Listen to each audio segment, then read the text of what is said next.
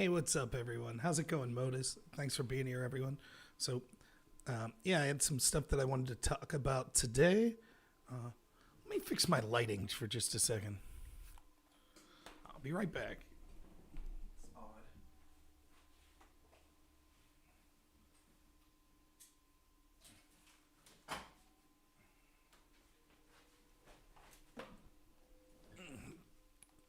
Stupid lighting. How's it going, everyone? So, Abaddon, sorry to hear that, man. I have a couple big announcements. I will be doing a bigger video tomorrow. It'll be a short video, like 5 minutes. What I want to ask my audience today is please, please, please join me Monday for my 24-hour stream. And please, please, please share information on that stream any way you can. I'm going to have some huge guests. Until the list is finalized, I'm not going to give particulars, but suffice it to say, I'm going to have movie producers on. I'm going to have nationally renowned journalists on, content providers on. I'm going to have United States congressmen on. I'm going to have state party officials on. And it's looking so far as that we're going to have at least 20 guests in that ballpark.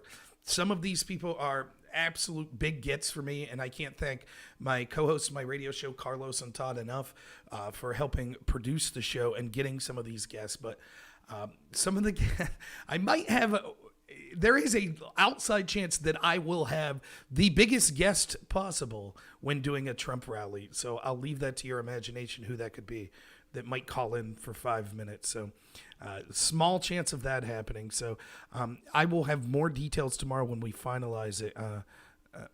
So yeah, just keep that in mind. It's going to be a fantastic show.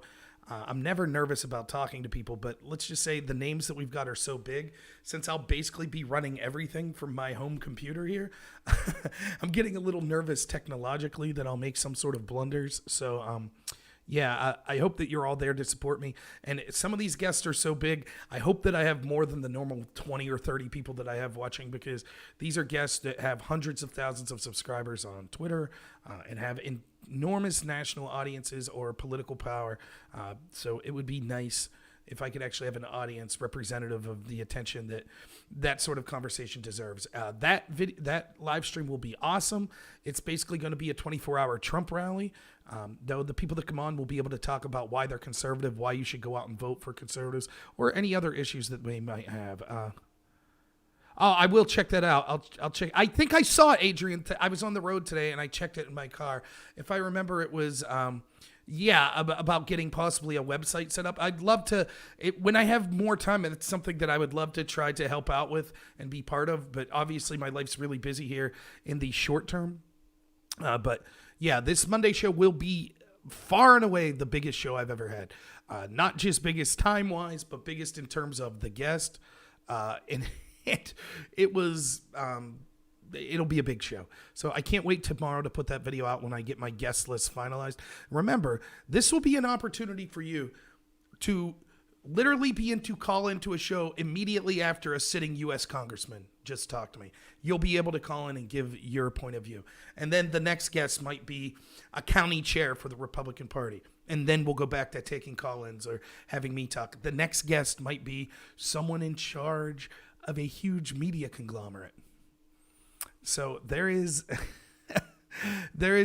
a lot of juice behind some of the people that are connected. And like I said, there's still an outside shot that we will be getting a short call in that would be a surprise from the biggest guest you could imagine during a Trump rally. So meanwhile, on that note, currently my friend and co-host Todd Bartlett, you know where he's at right now? He got credentialed to be one of the people in the press pool at Donald Trump's campaign rally right now.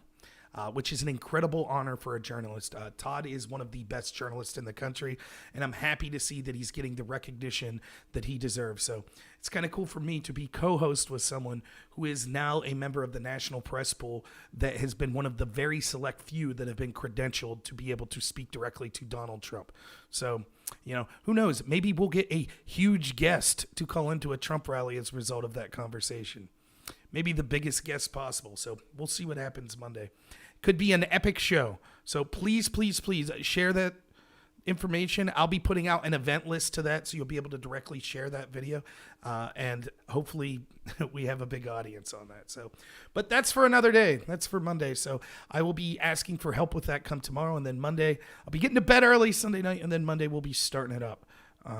I also want to send a huge shout out to my pregnant wife as well, who's listening downstairs, not listening to me, but probably hear the echo of me, who puts up with all this crap.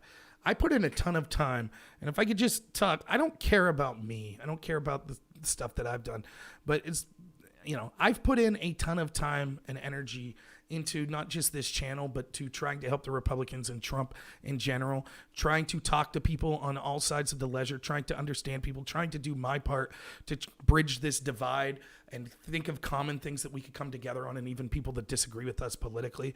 I've ran for Congress. In my attempts to run for Congress, to going to rallies and stuff to support Republicans since I've ran for Congress, it is no joke to say that I've spent at least $8,000.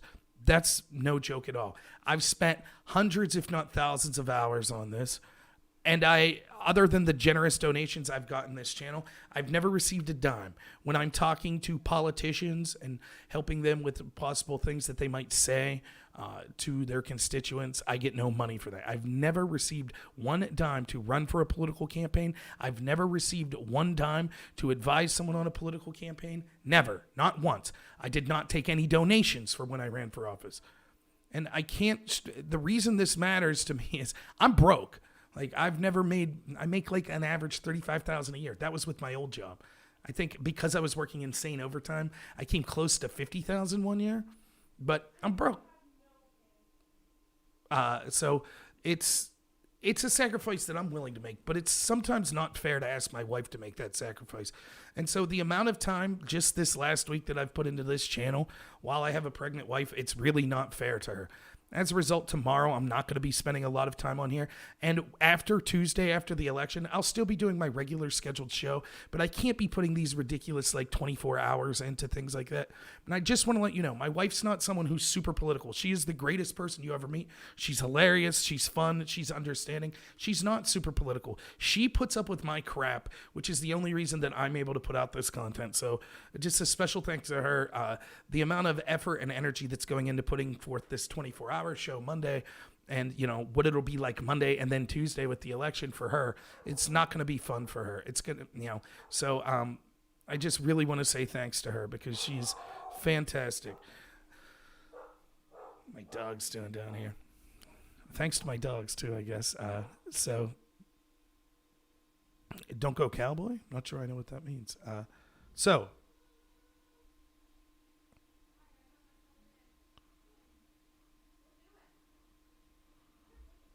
one second, I have a guest.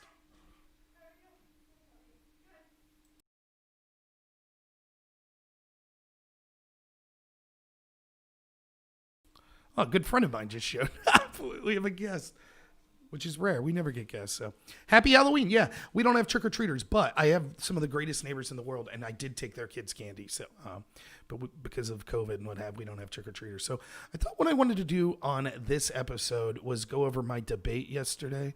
I'm not on Subscribestar. You can follow me. It should be on the description of this video, but you can follow me on YouTube, DLive, Twitch. I'm at Normal America with Rob Noor, or just Normal America on DLive.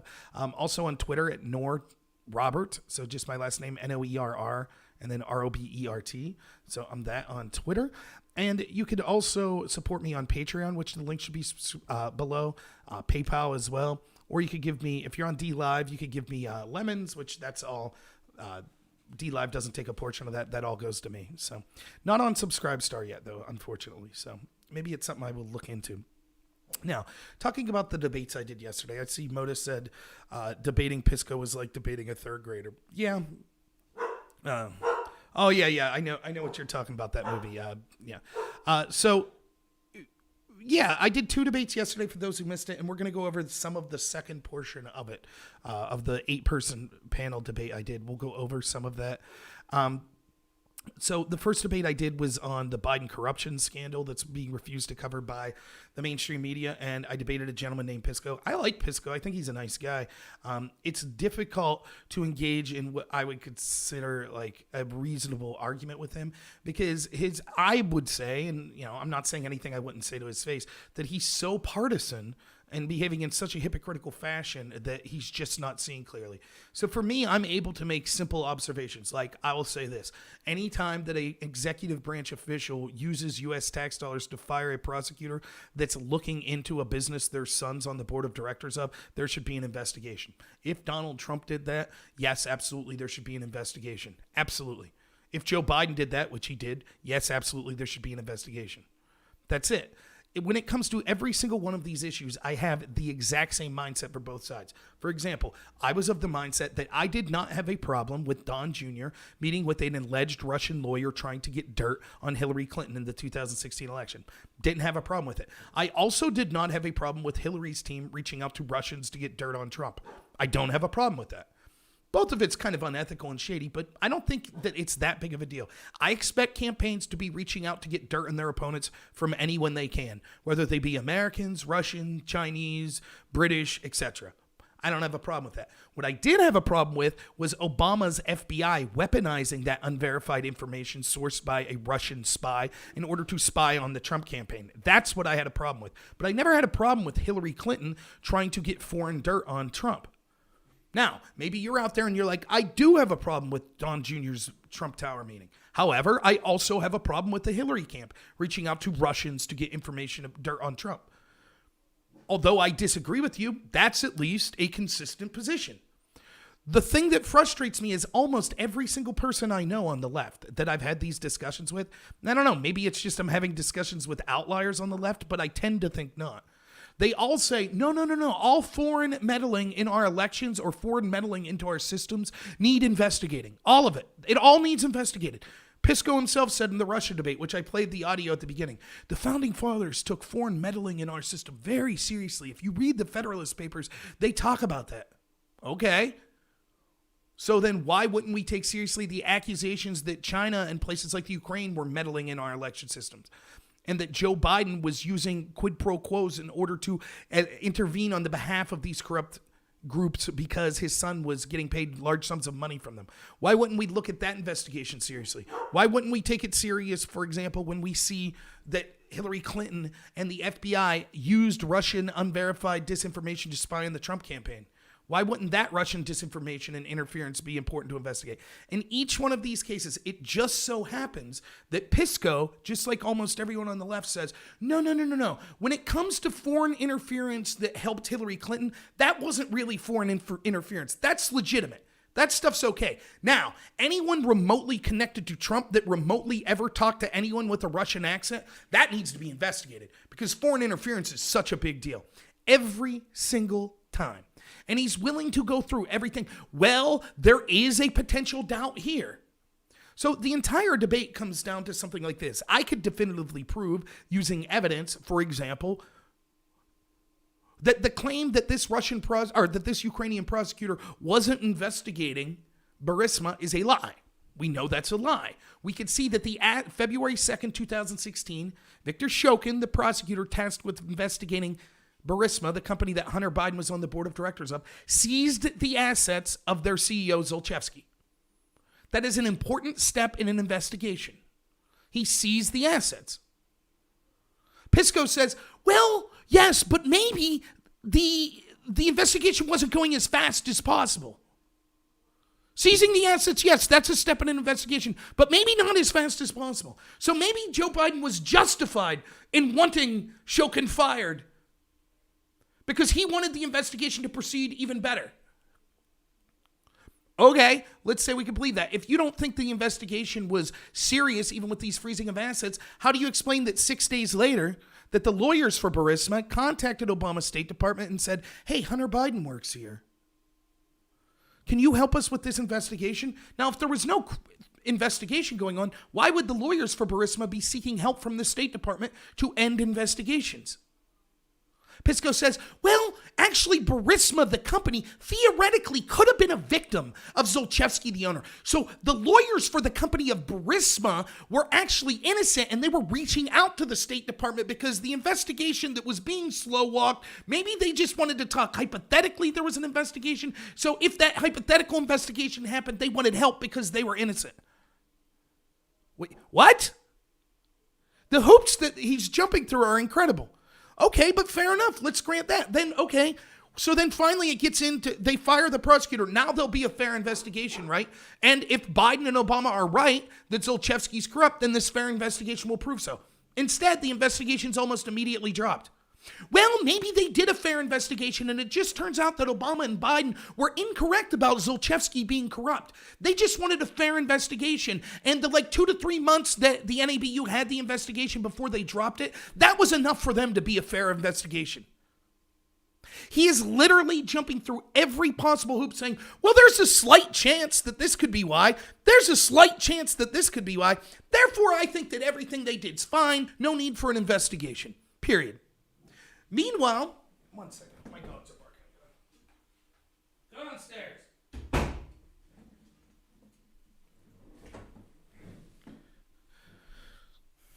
Meanwhile, any remote accusation about Donald Trump, my God, we need to have a 4-year investigation.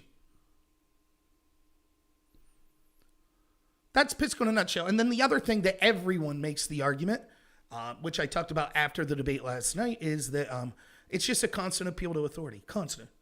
Well, the FBI says, well, the EU says, well, the IMF says, Obama's State Department says. Oh, okay, that's it.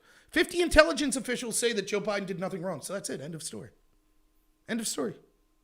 There can't be corruption. That's it. So if I'm right that there is a deep state, like Chuck Schumer said, that you can't criticize the intel community or they'll find 6 ways from Sunday of coming back at you. If I'm right, all this is further proof of that. But he uses that very proof to say, you think there's a deep state, but if there was a deep state, the deep state would agree there's a deep state. Now, I get mocked in all of these chats, and that's one of the things I want to talk about tonight. I get mocked for using terms deep state.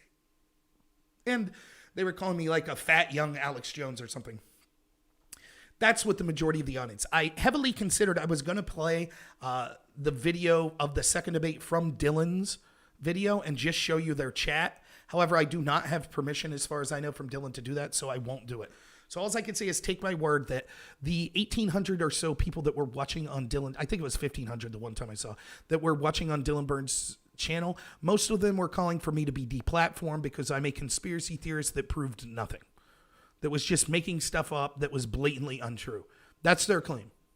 Oh, I keep saying deep state, so that proves that I'm some sort of kook. They have total and complete faith in the FBI and the CIA. They think that if there was anything wrong in the FBI would report that there were things wrong in the FBI. The same is true of the CIA. They believe that's the case. And so they say when we can see this obvious corruption, which I pointed out over and over, it doesn't matter. I could show you evidence from people an email could come out between James Comey and Peter Strzok saying, let's steal this election. Let's investigate and tear down Donald Trump because we hate him, because he's a threat to us. We will do everything corrupt we can. It could literally say that. And the response from Destiny and from Pisco and from everyone else on the left would be this. If that's true, then why didn't the FBI arrest those FBI members? After all, Trump appointed the heads of the FBI, so they would have arrested them. That's their argument. So it doesn't matter how I could go through and factually source every claim I made. It doesn't matter because they'll just say, the FBI didn't arrest anyone. They did arrest people connected to Trump Russia. Therefore, it proves the Russia investigation was legit. And they didn't arrest anyone connected to Hillary. Therefore, that proves she did nothing wrong. And my claims that, no, that's more proof that the FBI is corrupt, and using factual evidence to show why, they just totally dismiss out of hand. If you watched the debate last night, which I'll go through the parts that I talk, most of them, and you can see the reactions to me, and then I'll just tell you what was being said on the text or on the chat on those channels. Notice that they never disprove anything I say. They just say, well, that's clearly garbage. That's clearly a conspiracy. That's all they say. Now, I will grant you, in a format like that, 4 and 4, and this is no one's fault, But it's impossible for me to present all of the evidence to outline it.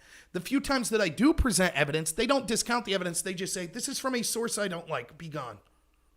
That's it. That's the only argument they have. And it's just, now, I will say one thing that maybe turned people up a little from me was how fast I was talking. But that's because if you notice, people like Destiny try to talk a little fast, and then they think that brings their point across. And then they get louder, and they say, I can't believe that you would think something like that. It's something only so stupid that dumb Trump Republicans that think that they're anti-vaxxers would say. And we all know that he's responsible for 220,000 deaths that have come from the result of COVID. People like you that don't want to wear masks and believe the earth's flat. And I've personally seen Donald Trump kill 25 people on Broad Street. And yet no one says anything about it. And so that just proves kind of the idiocy of dumb Trump supporters. So I figure if they want to try to talk fast, then I can talk fast in a far more simplistic and easy way to understand. One where I don't have to result in emotions and result to ad hominem attacks like they constantly make with me. So I'll be able to prove out the context of the FBI and the corruption they've engaged in. And when they go after people like Donald Trump with the hardest fist possible, but then they go after Hillary Clinton with the softest glove possible, thereby deleting evidence, destroying devices with hammers, and allowing crimes like lying to the FBI to get away with from the Hillary team connected to the FBI. But they go after Trump's team and arrest them for any sort of lie, even if we can prove that the lie never existed. So I could talk like that too if they want. It don't bother me. You might also notice that I can manage to get through a sentence without dropping an F-bomb every other word, which again, I'm no prude. I don't mind people swearing. I choose not to do it often on my show, but it's hard to take serious people. For example, the Joe Lewis gentleman that was on there, he starts off the debate threatening to shove his genitals in people's throats. That person, by the way, is a teacher, was what he said his job was. Take that for what you will. So, okay, like if that's how you want to have a good faith argument, fine. I'm not offended or anything. It's just like, you sound childish. And I just want to be clear here. Probably of the 6,000 people that were watching between Destiny's channel and Dylan's channel, universally they think that I was the dumbest person on the panel and that the lefters are amazing geniuses. Just to give you a clue of the bubble that people live in. It's amazing. It's really amazing. So I had to say, I legitimately was so unimpressed with the arguments of the left last night. It just felt like, I don't know. I mean, I was prepared to argue all sorts of things that they said Trump was terrible about. They really brought nothing to the table. What was their big arguments why Trump was bad? Central Park 5? Trump has loans outstanding was one of the things they said. That's it? That's your big arguments? Yeah, you're right, Jeff and Katz. It was just constant F this, F that, F this. Okay. And you notice every time I debate people, what they do is instead of looking, and I'll give Pisco at least, Pisco's jumping through amazing hoops. I mean, Pisco admitted in his debate at one point, yes, it's possible that Donald Trump wanted Ukraine to investigate something for the good of national security. And yes, it's possible that Joe Biden wanted the prosecutor fired for personal gain. But he doesn't care. He could read into the heart of Joe Biden and know that Joe Biden didn't issue a quid pro quo for a bad reason and know that Donald Trump did issue a quid pro quo for a bad reason. That's what it comes down to. Orange man bad. So I know when he does something, it's bad. But when my side does the same thing, it must be good. It must be. That's what it comes down to. Evidence be damned. So without further ado, I'm just going to play some of the debate. I'll skip around. Let me add something here. Oops, I promised to fix that.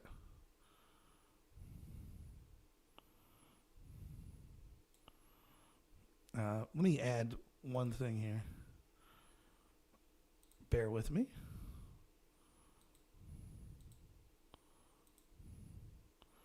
Whoop. There we go.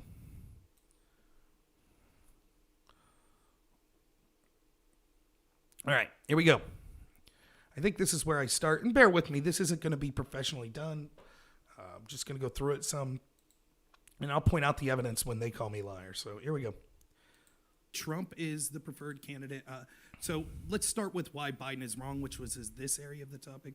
I think that a vote for Biden is a vote for the corrupt establishment. Biden has been in office for 47 years and has never done anything, passed any meaningful legislation that actually helped the average American. Instead, he epitomizes the corrupt establishment. When you hear Black Lives Matter and other groups talk about systemic racism, it's funny because it's been people like Joe Biden that have been in charge of those systems for 47 years, yet he's supposedly the one who's going to save us from all of this. He is corrupt, and we could see on China. He's not even willing to call China an adversary. We find out why now, because we could see that he's connected to the CCP through business relationships through his son. He actually did use a quid pro quo to force the firing of a prosecutor looking into his son's corrupt company. He wants to do radical things such pack the courts. He's just an empty suit for the most radical people in the establishment and in the extreme left wing.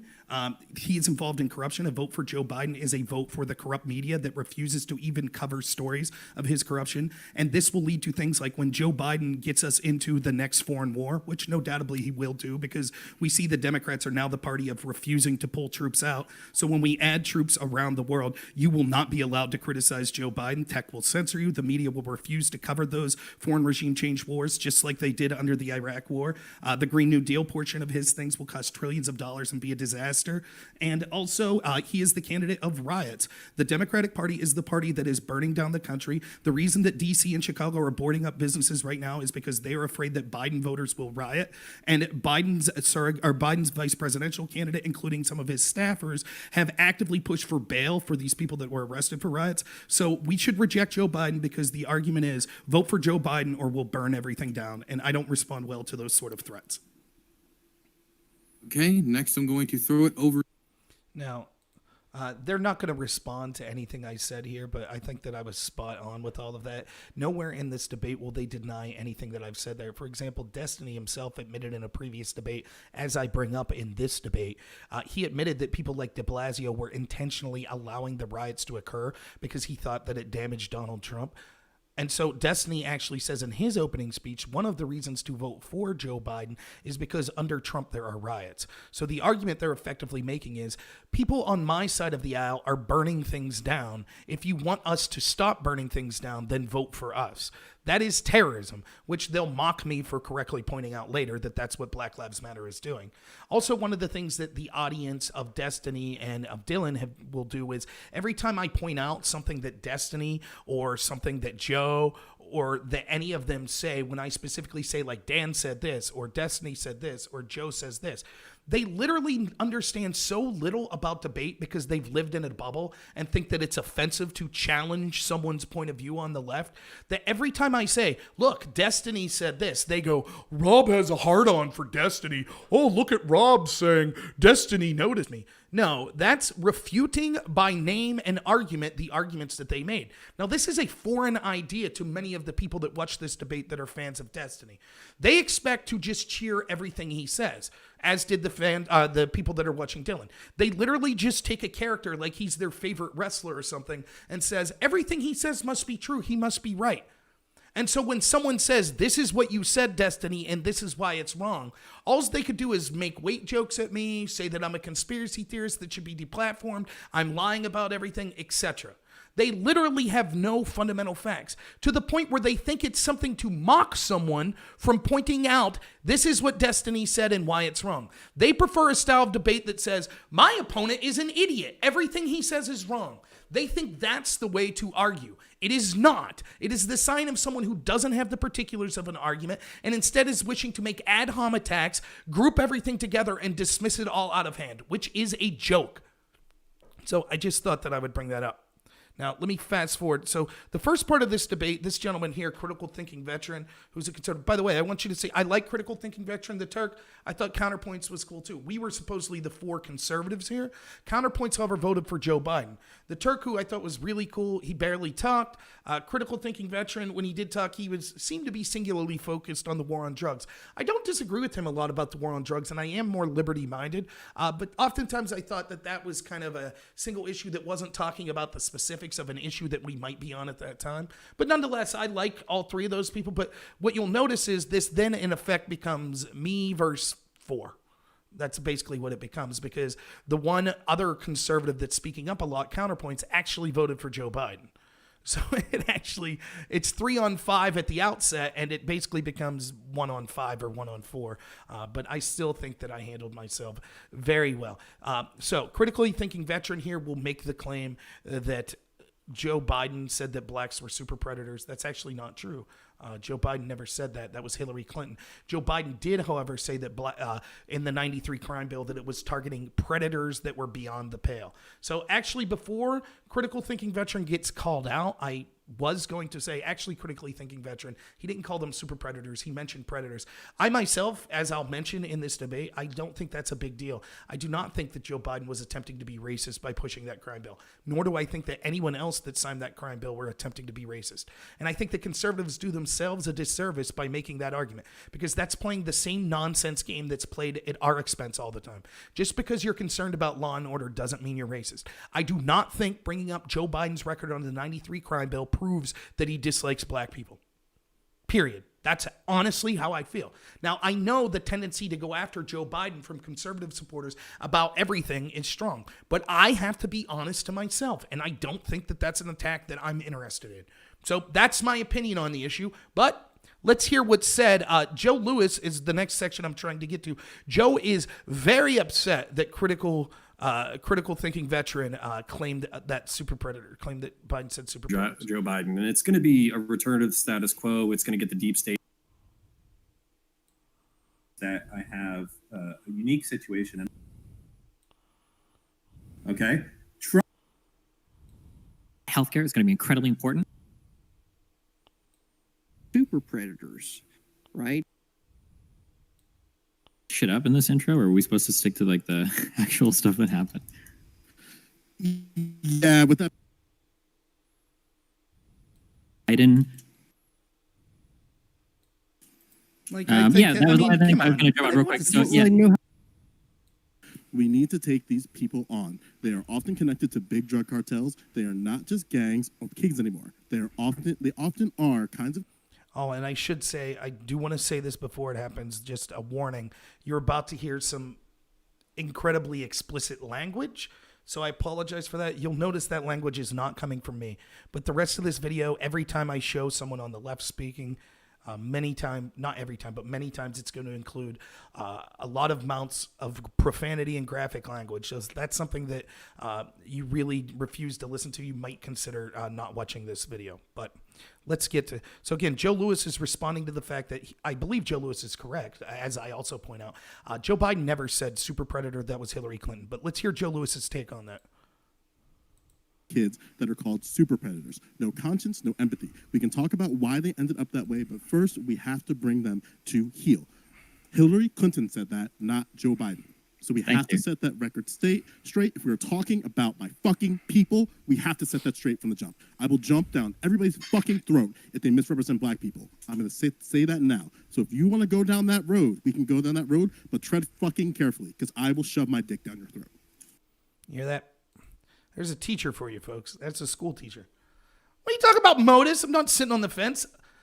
I deplore Joe Biden and the Democrats. That doesn't mean that I'm going to shout racism like they shout at me every time. It makes no sense. I'm not fence sitting at all. But did you hear that from a teacher? He's black, so you can't say anything that he apparently he speaks for all black people. And God help you if you say something he thinks not correct regarding the black community. And that he'll orally rape you. You get it? You see how that works? So there's a school teacher. He's teaching your children, just so you know. Let's go on with this a little.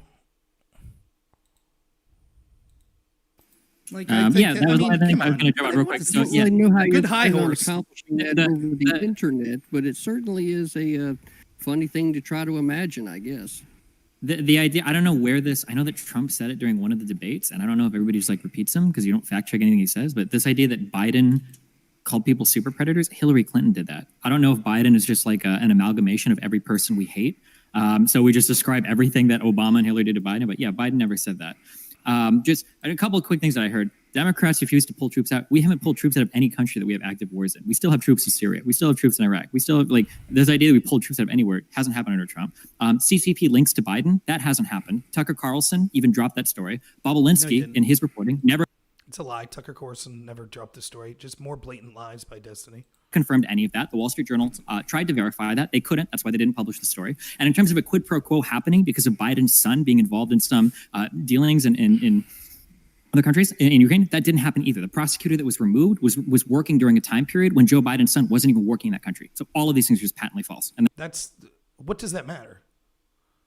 So if, for example, what Destiny's claiming is, let's say that I'm involved in a criminal enterprise with Google. I work for the Google Corporation. What is it? Alphabet, I think, owns it, whatever. So I'm working with Google, and I'm alleged, at the time that I'm working with Google, say now in 2020, we find out 2 years later from now, there's an investigation looking at crimes in the past from Google.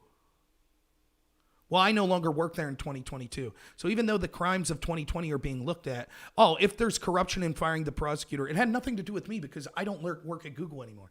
That's absurd. Burisma was paying Hunter Biden $83,000 a month for no expertise, for just trading in on the Biden name. And Victor Shokin, the prosecutor, said that he was explicitly going after Hunter Biden and interviewing him. We now know that Zelensky, the prosecutor that exists, the president now, that everybody on the left and right say is about fighting corruption and is an honest guy. He says there's an active investigation. He says that bribes were paid. They're actively looking at the Bidens involved in this case.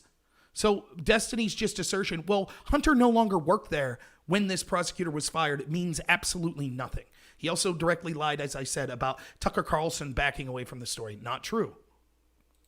now we can talk about actual things that have happened. Okay, well, it's nice that you say that without any facts, but first, just to get to the facts of it, I agree with you. Biden did not say super predator. He did, even according to CNN in 1993, in the crime bill that many in the black community were opposed to, said that it was predators that we have to get off the street. So you're right, he didn't use the word super, he just used the word predator. Seems like an odd thing to get in your high horse and threaten to, like, orally rape people over, but I guess whatever. Wait, you think there's not a difference between claiming that Biden called black people super predators rather than he just said the word predator at some point? Is that the bar that we've set, that anybody that said predator at any point in time is a bad person? No, that's not what I'm saying. I was willing to say even before you did that actually it was true. It's not true that he called them super predators. What I'm saying is if the distinction is the word super makes it wrong, but just the word predator doesn't, that seems to be a nonsensical distinction. I don't really care about the fact that he called them predators. As far as I'm concerned, I think the 93 crime bill that he pushed for, I think he and the others that voted for it probably had good intentions and wanted to get criminals off the street. That's why you won't hear me in any of my streams make this claim.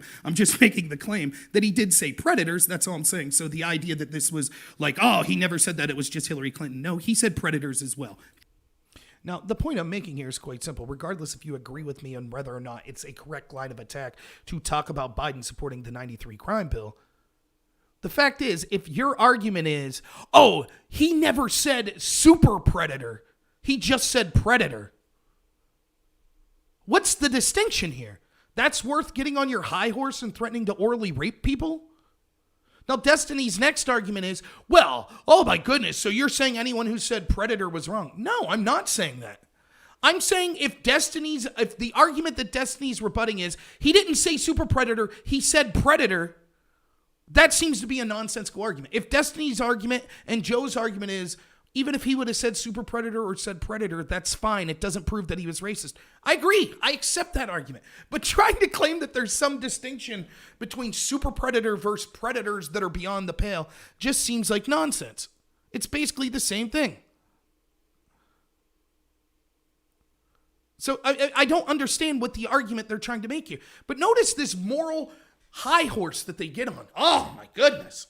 How dare you? How dare you? This is the same side that's supporting a president or a candidate for president that has claimed he entered the race because Trump said Nazis were good people. This is a lie. So they constantly take Trump out of context and claim that he did all of these heinous things, called Nazis good people, etc.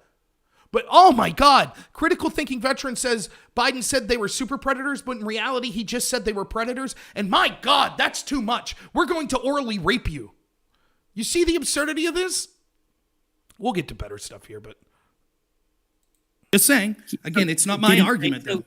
I don't know how you're trying to twist this into you're right. He did not say super predator. That was the claim earlier. That claim is not He's true. literally not saying that.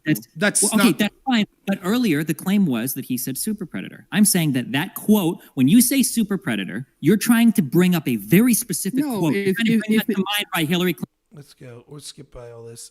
There's a big long conversation about the Central To be Park upset vibe that a means woman was nothing. You don't have a I don't understand what that had to do with that this, like but people like at least we're white. 91% of the people who were Now, this next part, qualify at the minimum. we're going to be talking about the First Step Act here.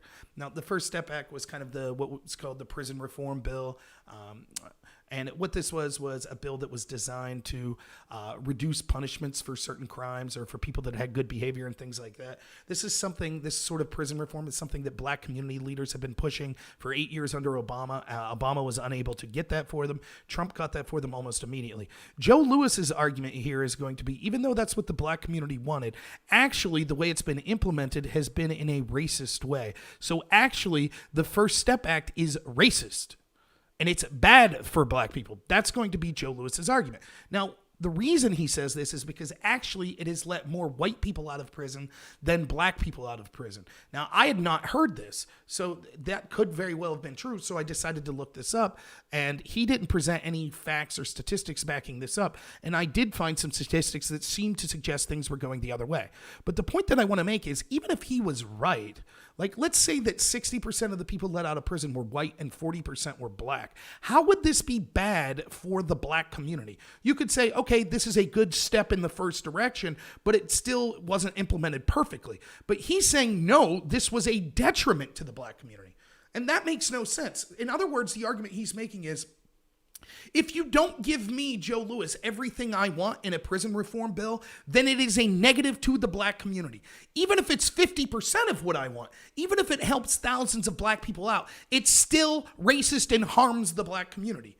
This makes no sense. And it proves later in the debate, when we'll be talking about Black Lives Matter, that there is no compromise. There are going to be radical activists that aren't happy unless they have total control of the power.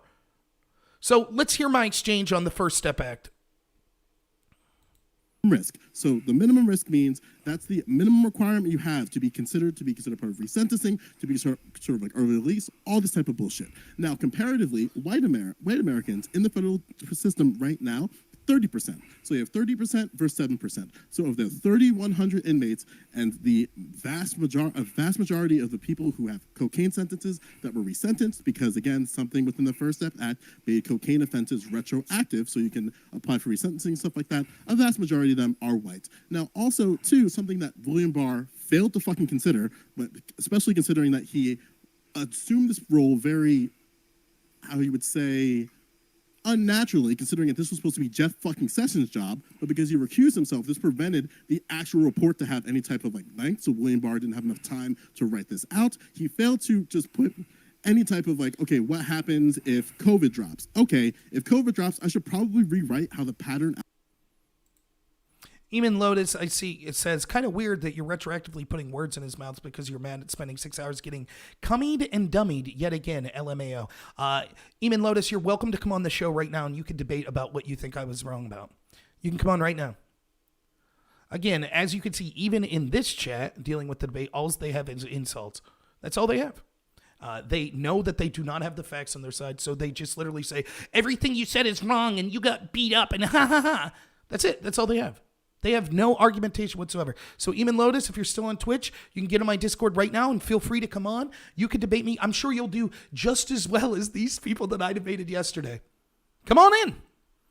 I did 6 hours of debate yesterday. I assume I could quickly dismiss a view in like 10, 20 minutes. Shouldn't take long at all. Of course, if all you have is personal insults, like you've said, right, you have better use of your time. Thanks for the laugh. I love this sort of argument too. Right, of course he won't. Oh, I can't. I have better things to do with my time. So instead of coming on and discussing it with you, voice to voice, like someone who wasn't a coward will do, you'll just sit there and type because you know that you have no argument. So what you have to do better with your time instead of debating me is just to type insults on my channel. That's a better use of your time.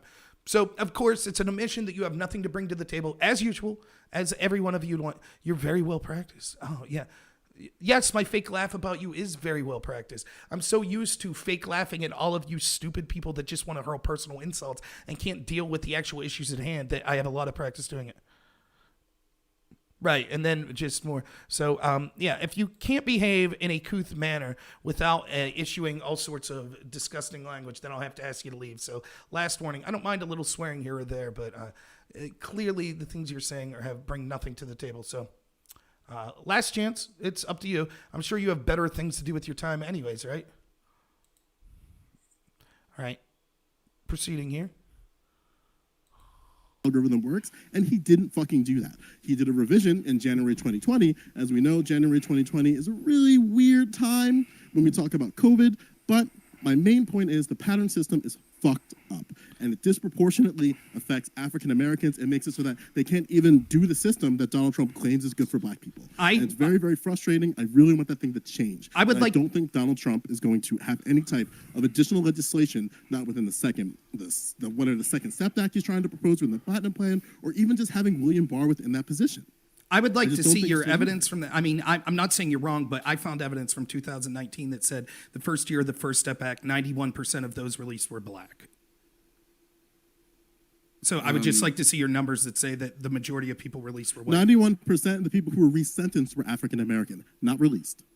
All right, let me see what the article says. It's from The Root. I don't know if that's a good site. You can go to the Bureau of Prisons. They do a report every Saturday. They update report of the release pattern. There's also the, for lack of a better term, the actual report that William Barr sourced, which is where I get the numbers for pattern. All this is already out there through the assessment tool report. So I'll give it up to William Barr that the information is out there for us to consume and understand, but we cannot sit here and act like this is good for African Americans, because it's not. The pattern algorithm is flawed. I think that's, okay. I mean, perhaps the algorithm's flawed, but the fact that 91% of the people that benefited from the First Step Act were black, I don't think that you could put that as a knock on Donald Trump. Resentencing. But they still benefited, like getting a lower sentence. These were retroactive. Wait. Before getting into this back and forth, I think Riley was going to. Yeah, I was trying to give it over to RGR. Yes. Yeah. We'll go back to I was interested in following up on the point. But there you can see. So the point that he's making is, I don't know if this is true or not. He was unable to cite this, but let's say for argument's sake that he's right. So that the people that were released, the majority of them weren't black, but 91% of the people whose sentence were reduced were black. So if we take the totality, sentences reduced and released, 91% of the people that benefited from that were black. And he's like, well, that's racist against black people, because if we look at it in this one particular lens, more white people were released than black. Therefore, that proves racism. And this is a problem that I have with this. Now, again, he didn't cite any evidence proving his assertion, but clearly I was able to present evidence that showed that 91% were black, and I didn't see an argument back there. Hey, thanks, Dan. I really appreciate it. I would love to do modern day debate. I don't know them, but I would love to have that going. Yeah, Modus, I was not talking to you. I was talking to someone on Twitch. Twitch is a platform because there's so many lefty. What happens is this. Someone like Destiny gets embarrassed. And so what happens is his keyboard warriors think that it's important to come out and attack anyone that proved that Destiny was wrong or, embarrassed him in a debate. So you get people like this Eamon Lotus person that comes on. They'll come on my channel and they just assert that, I'm doing a bunch of things with bodily fluids and they're doing a bunch of things with their sex organs, and they think that that somehow proves their argument. When in reality, it just shows just how pathetic they are. And imagine thinking you're a Destiny fan. Oh, I know. I said people like Destiny and people like you. I don't know if you're a Destiny fan or not. I know that you're a cowardly loser. Again, you're welcome to come on the Discord and talk to me. You have better things to do with your time, though, right? Like talk about bodily fluids. Literally just making assertions constantly. Yeah, it's not an assertion. I could go back and read what you said, but I don't really feel like putting all sort of disgusting stuff on my feed just because you need to, satiate your self-worth. I always like the people that talk about how worthless I am that then come on my chat and talk and just hurl insults. What's more worthless, the person who's actually on here talking, trying to make a point, even if you disagree with it, or the person that just comes on to the worthless person's chat and makes insults? You're a coward. We get it. You were offered your chance to come on and have your free speech. You declined because you know that you would be embarrassed. So all I know how to do is constantly lie. What have I lied about? Did I lie about 91.7% of people in the First Step Act that have been resentenced or had their sentences reduced for black? No, I didn't lie about that. So far on this debate, I lied about nothing. The fact that I said that you could possibly, that I said you were likened to a Destiny supporter, that's an assertion or a lie. Good one. So then I assume that you wouldn't lie, right? You don't lie, correct? You're not someone that would lie. So when you say, and excuse the language here, when you say, I mean literally scratching my a-hole and sniffing is more worthwhile than my time arguing with Mr. Brainwash. I assume you are then literally scratching your a-hole and sniffing, because you're not a liar, right? Right? Please. You're worthless. You come on and debate if you want. Go ahead. Come on. You can prove how much of a liar I am. Come on. Come on and lie. You can take up the big positions here that you think that I lied about. Go ahead. Right. Of course you would rather do that than argue on Discord. Do you understand hyperbole? You're literally getting on your high horse and calling me a liar because I said that people like Destiny have people like, fans of people like Destiny come on here and just make insults like you're doing. You're saying, but technically I'm not a Destiny supporter, therefore you're a liar. Don't you understand hyperbole though? No, I understand hyperbole just great. Don't you understand hyperbole? Did I say Eamon Lotus is definitely a Destiny supporter? No, I didn't. Do you not understand hyperbole? Of course you don't. You have trouble. I get it. But hey, big brain people like you oftentimes don't have a chance to be able to keep up with people like me that actually can make an argument intellectually. So,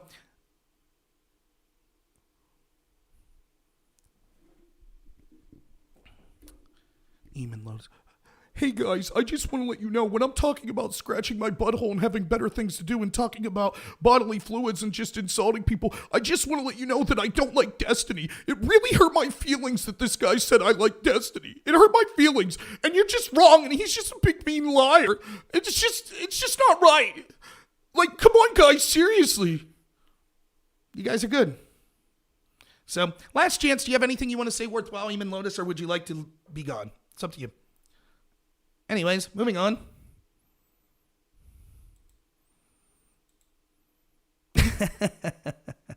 Eamon Lotus, congratulations.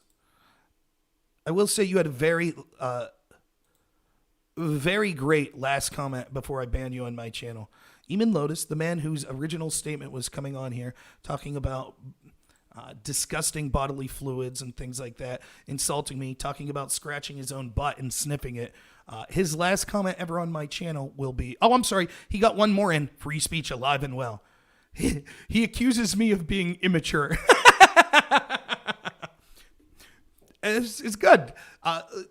Let me give people, do you see how the left operates? So they think that they can come in, spam you, insult you, make all sort of disgusting claims when you repeatedly ask them not to be overly vulgar, when you give them an opportunity to come on your channel and talk to you about things. Instead, they keep spamming and keep insulting, and then when you say finally that's enough, they go, oh, I thought you were about free speech. I thought this was about free speech. It is about free speech. You're welcome to come on and disagree with me. What you're not welcome to do is spam or be overly vulgar or insulting to things that have nothing to do with the actual context of what's being said. That is not anti-free speech. Yeah, that guy, you're right, Jeff and Katz. He perfectly describes the left. And I welcome people like that coming on from time to time because, again, it shows what the left has to offer, as if these four panelists didn't show it enough. So moving on from the First Step Act, let's see where we can get from here.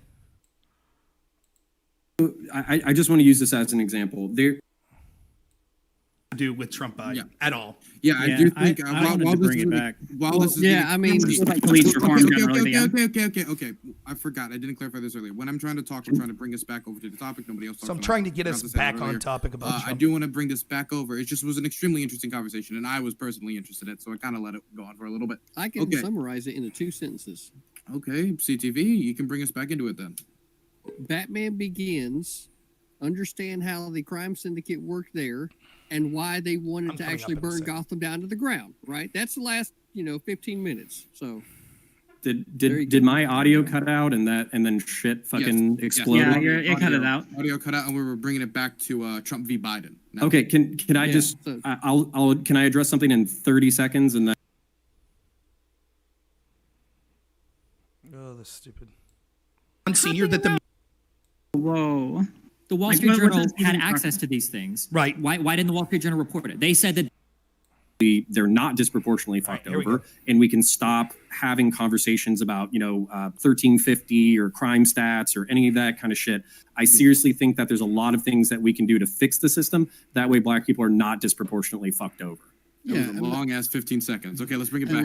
Sorry, All right. brother. So if I may, something that Destiny talked about that I thought was not true, where he said that Bobulinski was proven wrong and even Tucker's dropped this story. That's not true at all. That's total fabrication. Bobulinski testified and he has emails to back it up and he has a confirmation that he says can be proved to show that he was at the Milken conference in 2017, that he did in fact personally meet with Joe Biden in discussing business arrangements. We know that there were financial transactions through the company CFC and Sinohawk, which had people on the board of it. Why didn't the Wall Street Journal report it? Real quick, Fluffenstein, I saw you ask that question twice. My preference would be any platform that's not YouTube. So if Fluffenstein wants to know if there's a preference in platform that you watch me on, I would recommend it not being YouTube just because YouTube will eventually kick me off their site. Twitch may as well. I guess my first preference would be DLive, which I'm Normal America on DLive. Second would be Twitch, I guess, and a distant third would be YouTube. I hope that answers your question. So I outlined the case there of everything we see. Destiny will just say, but if that was true, the press would have reported on it. I don't know because the media is corrupt and who cares? Their editorial. Do you page have through anything Kim beyond Stratus- because Whoa. the Wall Like, Street what was Journal this had even access to these things? Right. Why didn't the Wall Street Journal report it? They said that there were no documents. But why do you believe Bobulinski over the Wall Street No, Journal? they didn't say. They said there was no definitive proof from the documents. They didn't say it was Yes. dispositive. What they said, and Kimberly You can't Strassel on prove the it editorial. dispositive. Right. Well, we couldn't prove anything about the allegations of Trump Russia, yet we had a 4-year investigation that found out that all of those claims were untrue. Yet the media is Not all colluding of- with we the. got credible information. No, No, absolutely wait, not. just real quick. You can't. Wait, Now, do you see how they immediately interrupt me? So think of what they're saying here. So the claim that Destiny's making here, it's perfectly copacetic that the media has decided to not cover this story whatsoever about Hunter Biden's corruption. That's totally cool. It's totally cool. There's no investigation in it because the Wall Street Journal was unable to look at the documents Tony Bobulinski provided and show here is money going directly to Joe Biden's bank account. Now, as I'll try to explain later here, the entire story of Tony Bobulinski is as follows. He was trying to set up a legitimate apparatus for the Bidens to receive this money, much of which was coming from the CCP of the Communist Party of China. Now, listen, understand, this was after Biden was out of office, so let me make a case that defends Joe Biden a little here. Technically, it doesn't appear that there would be anything illegal about Joe Biden, once he was out of office, receiving money from the Communist government of China.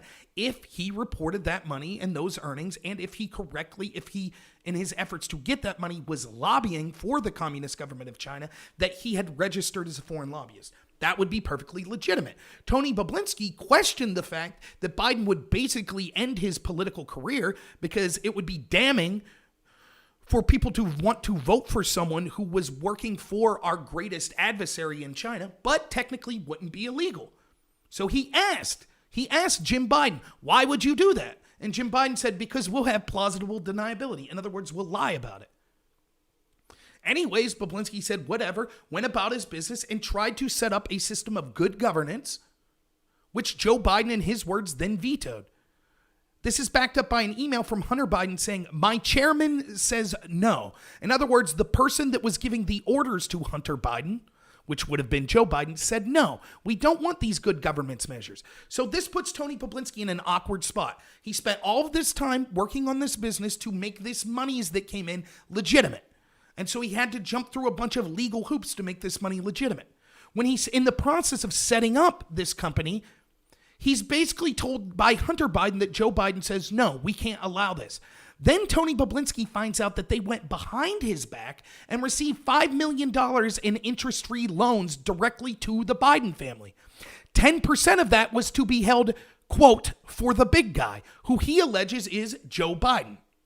Now, in that story, this is an allegation of money laundering. Nowhere does Tony Bobulinski ever say, I have the documents that proves that this money went into Joe Biden's bank account. He never claimed to have that.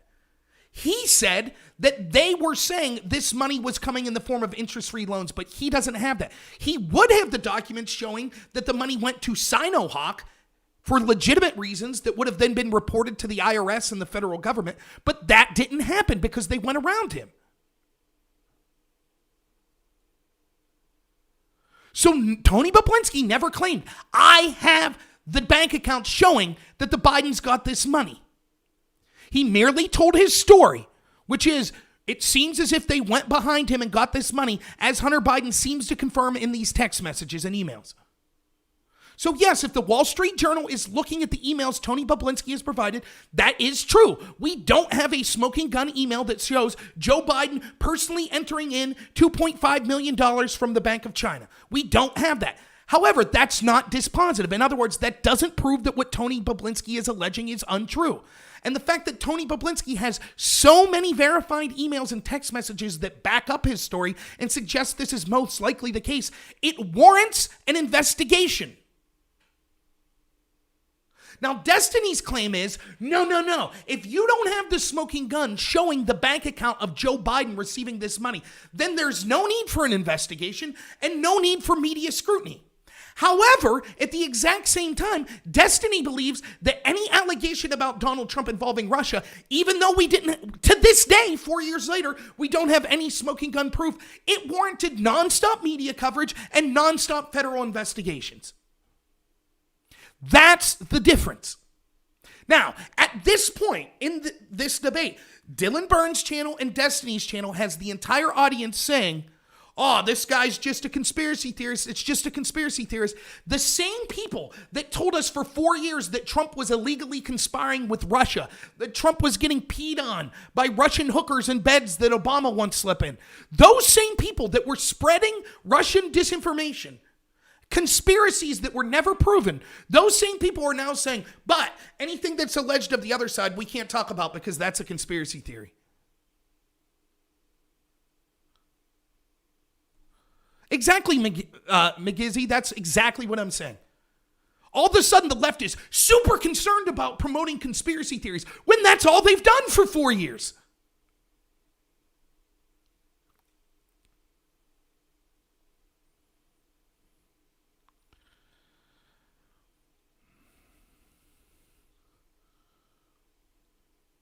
That's all I'm saying. I started off this saying, I'm not saying I'm right about everything. Let me be the first to tell you. If you would ask me, can I prove that Joe Biden was corrupt? I cannot.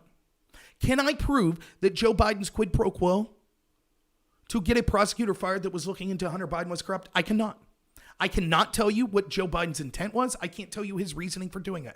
I can't tell you what the intent of Donald Trump was when he allegedly, still unproven, had a quid pro quo to investigate Biden and election interference from the Ukraine. I can't tell you. I'll fully admit that. My claim is both situations should at the very least be treated analogously. If we're going to have nonstop investigations over just rumor and innuendo about Donald Trump, why wouldn't that same standard be held to Joe Biden? That's it. That's all I'm saying. That's all I'm saying. There should be equal special counsels. There should be equal FBI investigations. There should be equal nonstop media coverage. That's it. You don't get to say, well, when it comes to Joe Biden, you need 100% smoking gun proof before the media will even touch it. In fact, if you don't have that, social media companies will censor you and the oldest newspaper in America for printing that. Even if you have a witness that was a confirmed business partner, it doesn't matter. Now, remember, the original allegation from people on the left was these emails were all fake. Now they've moved on from that.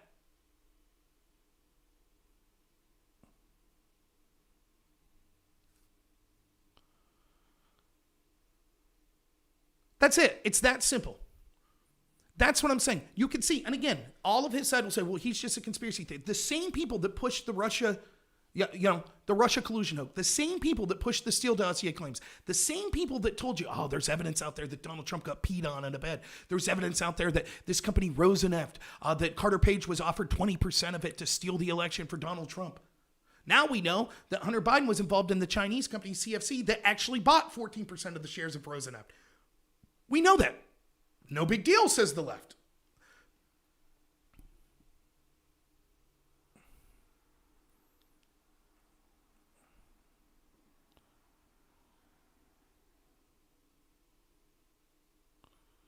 Thank you. Thank you for those that moved to DLive. I really appreciate that, you Maz. And DLive's the place to be, man. I'm telling you.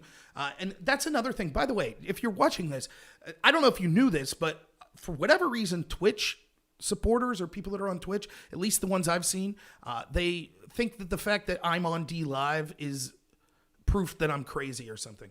So not only do they think they're morally superior, they think the platform of Twitch is somehow morally or intellectually superior to DLive. I'll say this about DLive. They haven't censored anyone I know on the left or the right.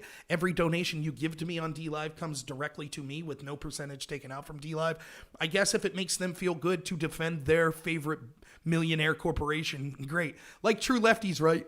Hey man, I'm a lefty. I care about the people. Twitch is superior. I love the CEOs of Twitch. It's such a good platform.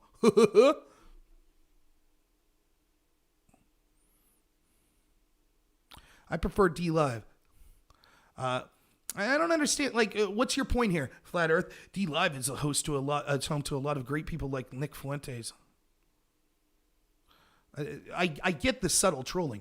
I love that it allows even extreme people. Yeah, like for example, Twitch allows all sorts of extreme people. You know how many people I've heard on Twitch advocate for riots? Plenty. But that's okay because they're on the left and you like that. I totally get it.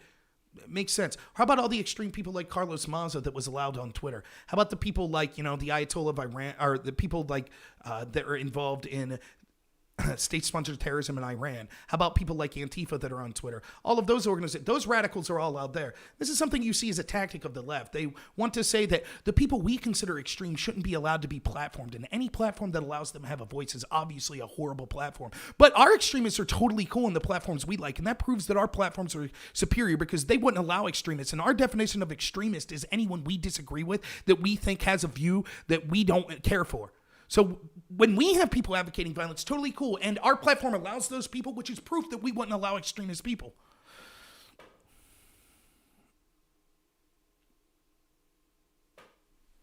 Yeah, whatever, Flat Earth. To me, it seems like you're trolling. So whatever. I don't know much about Nick Fuentes. I hear his name brought up a lot. I'm not saying that. I'm saying you said specifically Flat Earth. Quote, I love DLive allowing all kinds of viewpoints, even extreme people. Like who? I didn't say Nick Fuentes was extreme. I know next to nothing about Nick Fuentes. More trolls. I'm not going to leave you distract me any further. So moving on. But notice that's what they bring. So you can see how they have nothing to bring. They're just like, well, if this was really a story, then we would have Smoking Gun proof and the Wall Street Journal would have proven it. On one topic. Is it seriously One your topic. contention here, Destiny, that if this was a business associate of Don Jr. making these accusations and having emails such as these about stop Don Sr., that the hopping media around. would have a total blackout on Stop. it? My simple me question: the just Wall be Street clarified. Journal, See, notice he's unable to answer. He knows the truth, that if this was a business associate of Don Jr., it would be the biggest story in the country right now. access to everything Bobulinski showed them. Right. The Wall Street Journal decided not to report on it because they said that there was no provable link. Why do you believe Bobulinski, a guy that clearly has political motivations, why do you believe this guy over the entire Wall Street Journal or any other mainstream media that could have reported on this? Because they want Biden to win. Bobulinski personally pointed out that in his emails that we have seen through his interviews, for example, he said that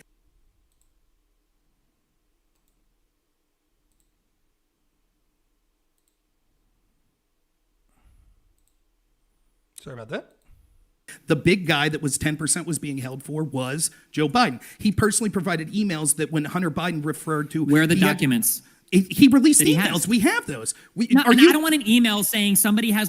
Where's the document? If it's a business transaction, this is what the Wall Street Journal couldn't prove. Don't pivot. Where are the documents? If he has the documents showing that Biden was involved with the business, why hasn't he released them? Because it was the entire documents in the story that's being alleged. I find it funny that the Biden camp's defense is, well, look at our tax returns. Of course, when you're laundering money, it doesn't show up on your tax returns. The entire reason No one is Bobulinski, talking about that. Why are you just pivoting? real quick, I'm the asking entire Bobulinski, reason, why didn't Bobulinski release the documents showing transfers to Joe Biden? the entire reason that Bobulinski, first off, the documents show that people were going to hold the money for the big guy. So if But Hunter, nothing if- happened. Okay, Wait, if Hunter Cam. Biden or Jim Biden is Hi, holding aren't the you money, rich?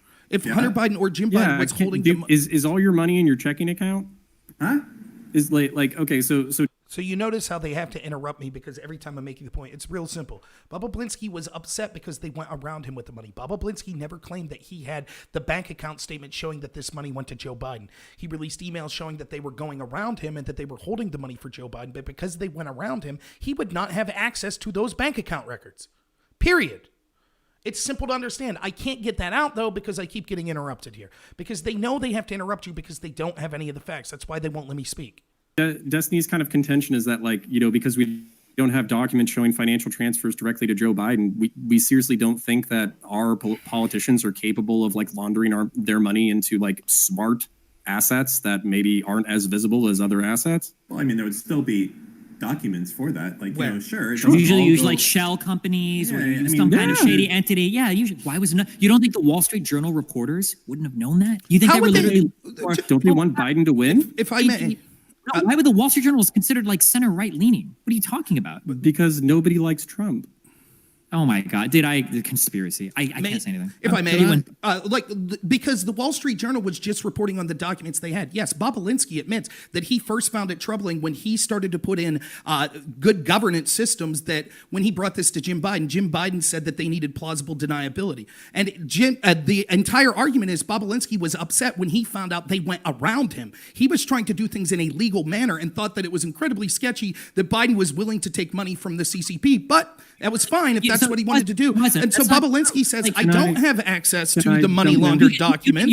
That's the entire argument. You can talk around like 50 million conspiracies about who said blah, blah, blah, blah, blah. But the reality is that, and I know this because I know Trumples, if there was any evidence of this being true whatsoever, Fox News, the Wall Street Journals, and honest to God, even the New York Times and the Washington Post, although I know you don't believe it, but at the very least, Fox News and the Wall Street Journal would be screaming this from the rooftops. We would have evidence from documents showing transactions to entities that are linked to Joe Biden. Full stop. That would be it. We would have it. And we wouldn't be sitting here saying, well, he talked to one guy and that guy said that they wanted plausible deniability and then they went around the blah, blah, blah. Like, there's a reason why you have to obfuscate your message because you have no There's no evidence. And that's why at the end of the day, I the find only it pivot funny- you have is, well, all of the media is corrupt against God Emperor Trump. That's it. I find it funny that I wanted to RGR wanted to jump in like 10 minutes ago. Rob, I do want you to be able to respond to that, obviously. But I want Now, you see how I start to explain what happened. Look, again, the money was laundered. Bobulinski does not have personal evidence. What we need is the media to look into this. They refuse to look into it. The Wall Street Journal did not try to gear in to Joe Biden's finances to see where this money came from. They didn't do that. They merely said their news side said, we looked at this and we didn't see smoking gun proof that Joe Biden got paid. The editorial side of the Wall Street Journal, Kimberly Strassel, says this is damning. The documents and the coverage of the interview of Tony Bobulinski is damaging. And it proves that we need an investigation to see if money did go to Hunter Biden, if it did go to Joe Biden. That's what the editorial side of the paper said. Destiny's argument is, well, if we don't have the evidence right now, he says, oh, Trump would have been on it and Fox News would have been on it. How? The story just came out. Unless this money was laundered very poorly, it's going to take time to investigate something like this, even for like Tucker's team or someone like that. So his argument that this would have already been settled is nonsense. Of course, I don't get to make any of these points because I'm constantly interrupted.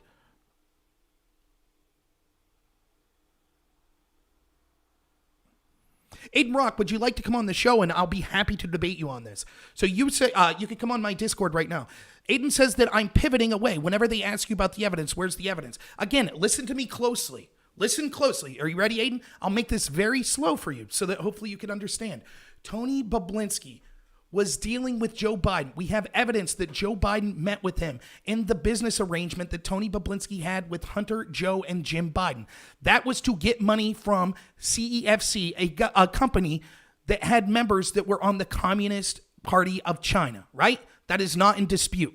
The question is, did the money ever go to Joe Biden personally? Tony Bobulinski, in part, came forward because he was angry that basically Hunter Biden told him, we're going around you. The big guy, my chairman told me not to allow you to take this money and do it in a public way. We're going around you. So for them to ask me for evidence then, well, where's the evidence? Does Tony Bobulinski have evidence that Joe Biden ever got this money? No! For the 1 millionth time. Tony Bobulinski is not alleging to have evidence proving that they laundered money. Tony Bobulinski is saying he has proof that Joe Biden was supposed to get this money and that Hunter Biden and others went behind his back and held money for the big guy. He does not have access to their bank accounts. Now, again, you'll say, then that proves nothing. That proves that this is all totally cool and it's not worthy of investigation. Again, the double standard is evident. We know that the claims outlined, for example, in the Steele dossier that was reported on ad nauseum for 4 years by the media are false. They were false claims by a known Russian spy that were never verified and used by the FBI to spy on Donald Trump's campaign. So people on the left have no problem with the fact that there was some rumor which led to a 4-year investigation, including spying on Trump and the media's nonstop coverage, which we now know that rumor was Russian disinformation. Totally cool with that. But with a business associate of Hunter and Jim Biden that we could confirm was a business partner, releases evidence showing that they were talking about holding money for the big guy, releases evidence showing that he personally met with Joe Biden in business arrangements involving the CCP of China. You say, but where's the proof that the money went into the bank account? No, Aiden. If that's true, Aiden, let me ask you this, Aiden Rock. Again, invitation to come on the show if you like. Let me ask you this, Aiden Rock. Were you upset when 4 years the Democratic Party, the mainstream media, and the FBI went after Donald Trump with no evidence? Can I post links to any of the things? Give me what you want me to post a link to. You want me to post a link to the interview, Tony Bobulinski? Sure, I'll post Tony Bobulinski and the emails he did with Tucker Carlson.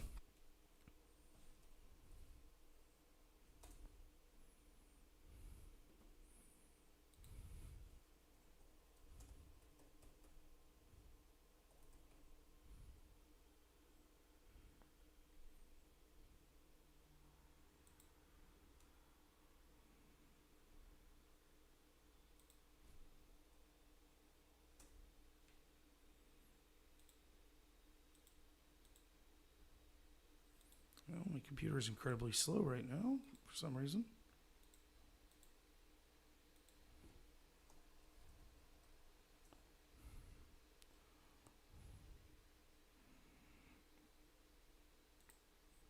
We just showed you the first.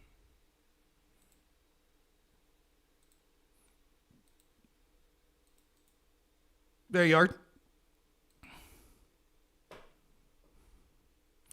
Anything that substantiates the Wilder claims being made. What Wilder claim am I making?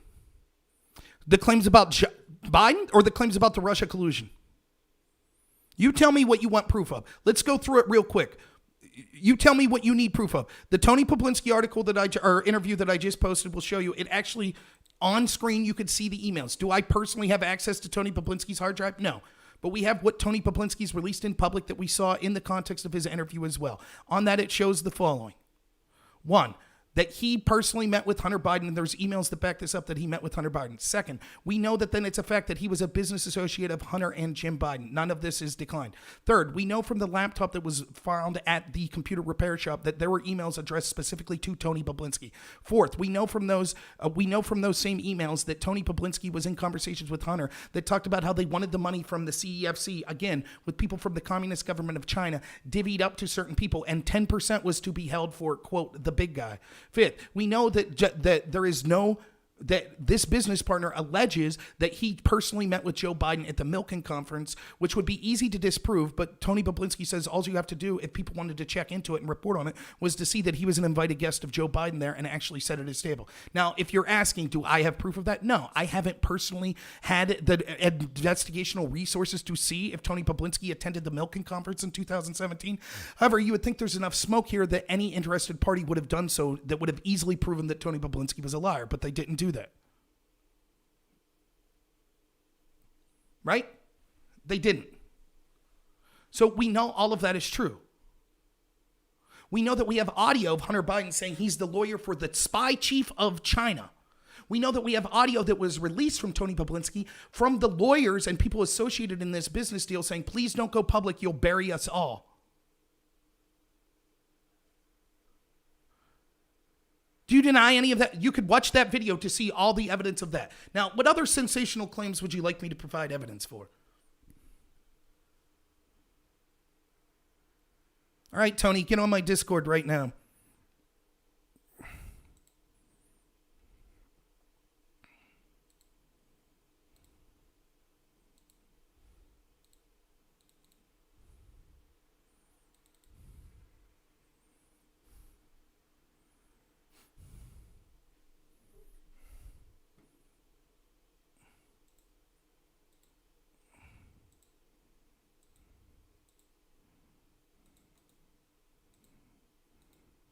Come on in, Tony. You sound like a big boy. Come on in.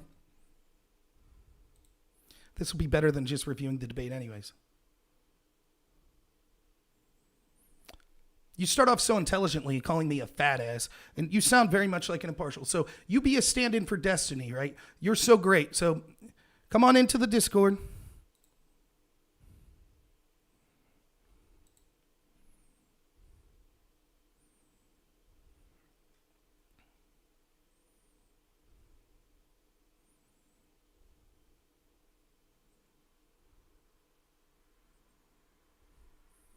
No, what I said, Aiden, was I don't have access to the milking conference's list of people that were there. No one has denied that Joe Biden met with Tony Bobulinski. All of the emails seem to suggest that both Hunter and Jim Biden are acknowledging that he met with Joe Biden. So for you to say, well, I need an actual photograph or a video conversation to prove they were there. All of this is far more evidence than anything we ever had with the Trump-Russia collusion conspiracy, which I assumed that you were all over saying, so let's say as mad as you are at me, oh, you haven't proven your case, Rob. Well, here's the things that I'm not. I'm not the mainstream media. So if the viewers I have right now, number 27. So me speaking this to 27, and you say we can only talk about these things if we have 100% smoking gun proof. We have to have the video evidence of them acknowledging crimes and stuff like that. So let's take your standard and say that's true. I assume that you've been constantly railing about the far more significant story of the mainstream media repeating all of these allegations that they never had proof of for 4 years about Trump. I assume you're even more upset the fact that without verifying that information, that our FBI spied on Trump's campaign using what was known to be unverified information from a Russian spy. That's not what I'm doing, Aiden Rock. There are evidence to back this up. Let's see. Did our big hero Tony get on? Where you at, Tony? Oh, okay. Now you click that little voice channel. Come on in, Tony.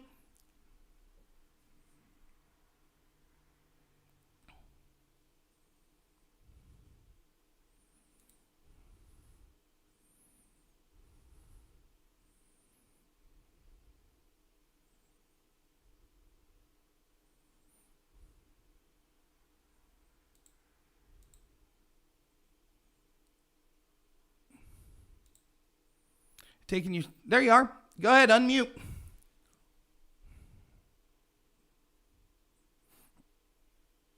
No, leaving. Might be working on audio issues or something.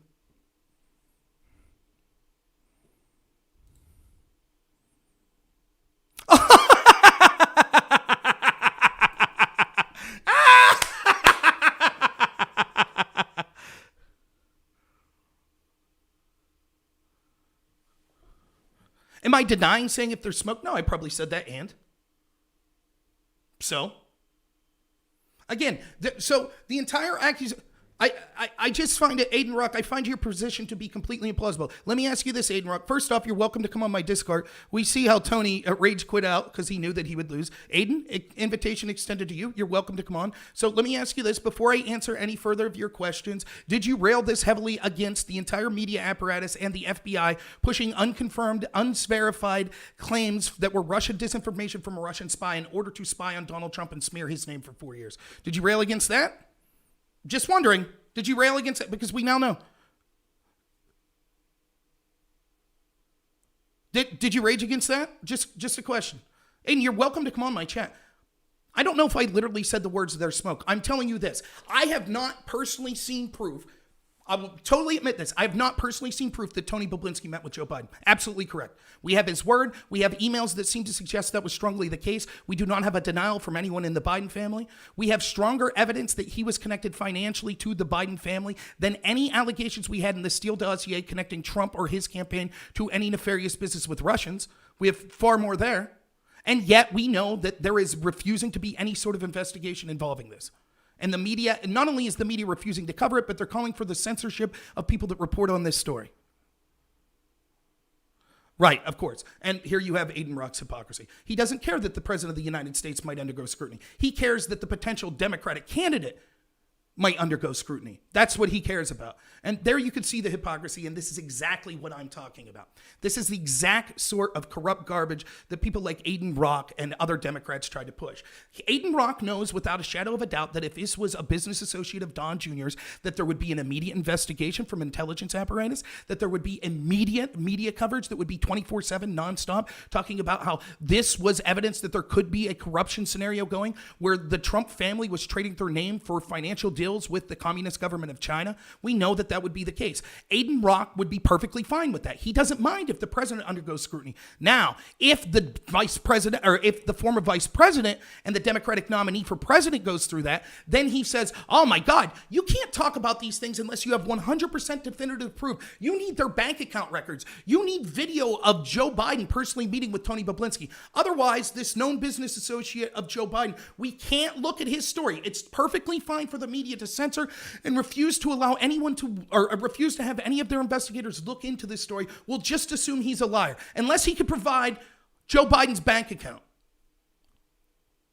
No, I don't strawman a lot. What I do is show that you're absurdity.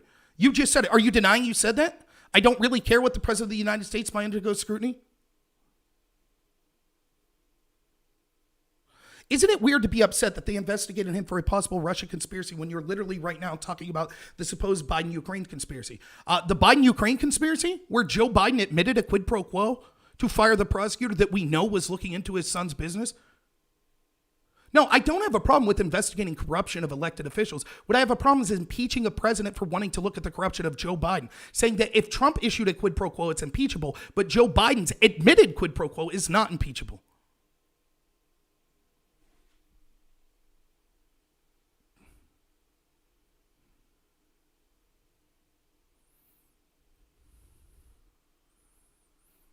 No, you just said, did you not say, I don't care if the president of the United States might undergo scrutiny, in reference to the question of were you upset when people just took innuendo and disinformation from a Russian spy, used it to spy on Trump for 4 years, and the media nonstop reported on it? Your response to which was, I don't really care about the president of the United States might undergo scrutiny.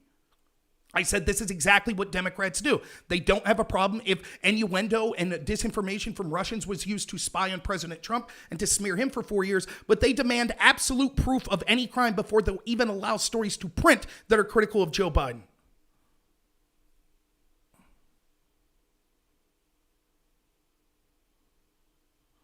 I don't have to know what those things are myself. I went by your words. Do you deny that I said, did you have a problem with the fact that there was never proof and it was actually now what we know to be Russia disinformation that was never verified, that was used to spy on Donald Trump's campaign and smear him in the media for 4 years? That's the question I asked you. Your answer was, and I quote,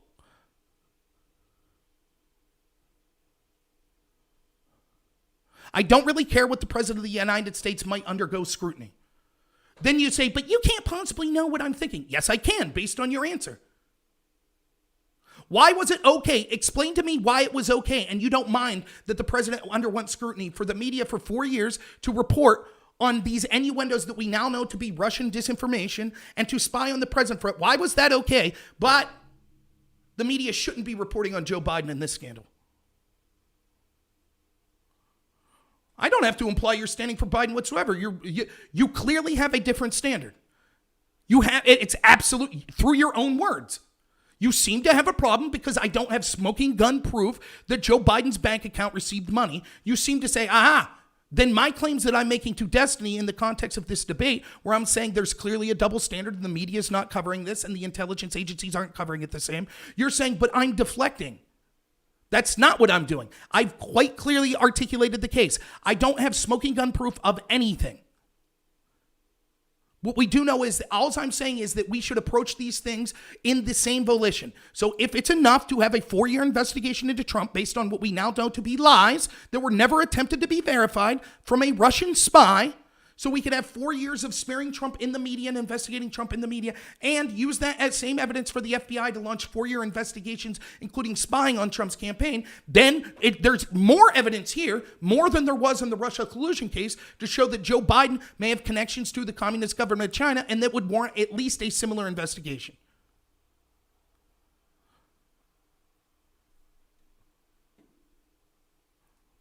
I don't care, Aiden. I'm done. If you're welcome to come on my Discord and you could talk about it. You're clearly engaged in a double standard. I don't know if you're a Democrat. What I assume you are is a liar. Let me just be more direct. I assume you're a liar. What you are is someone who's like, oh no, I'm not for Joe Biden. I'm not a Democrat. I'm purely you're apolitical, correct? Right, Aiden Rock? You're apolitical. I don't have a political opinion.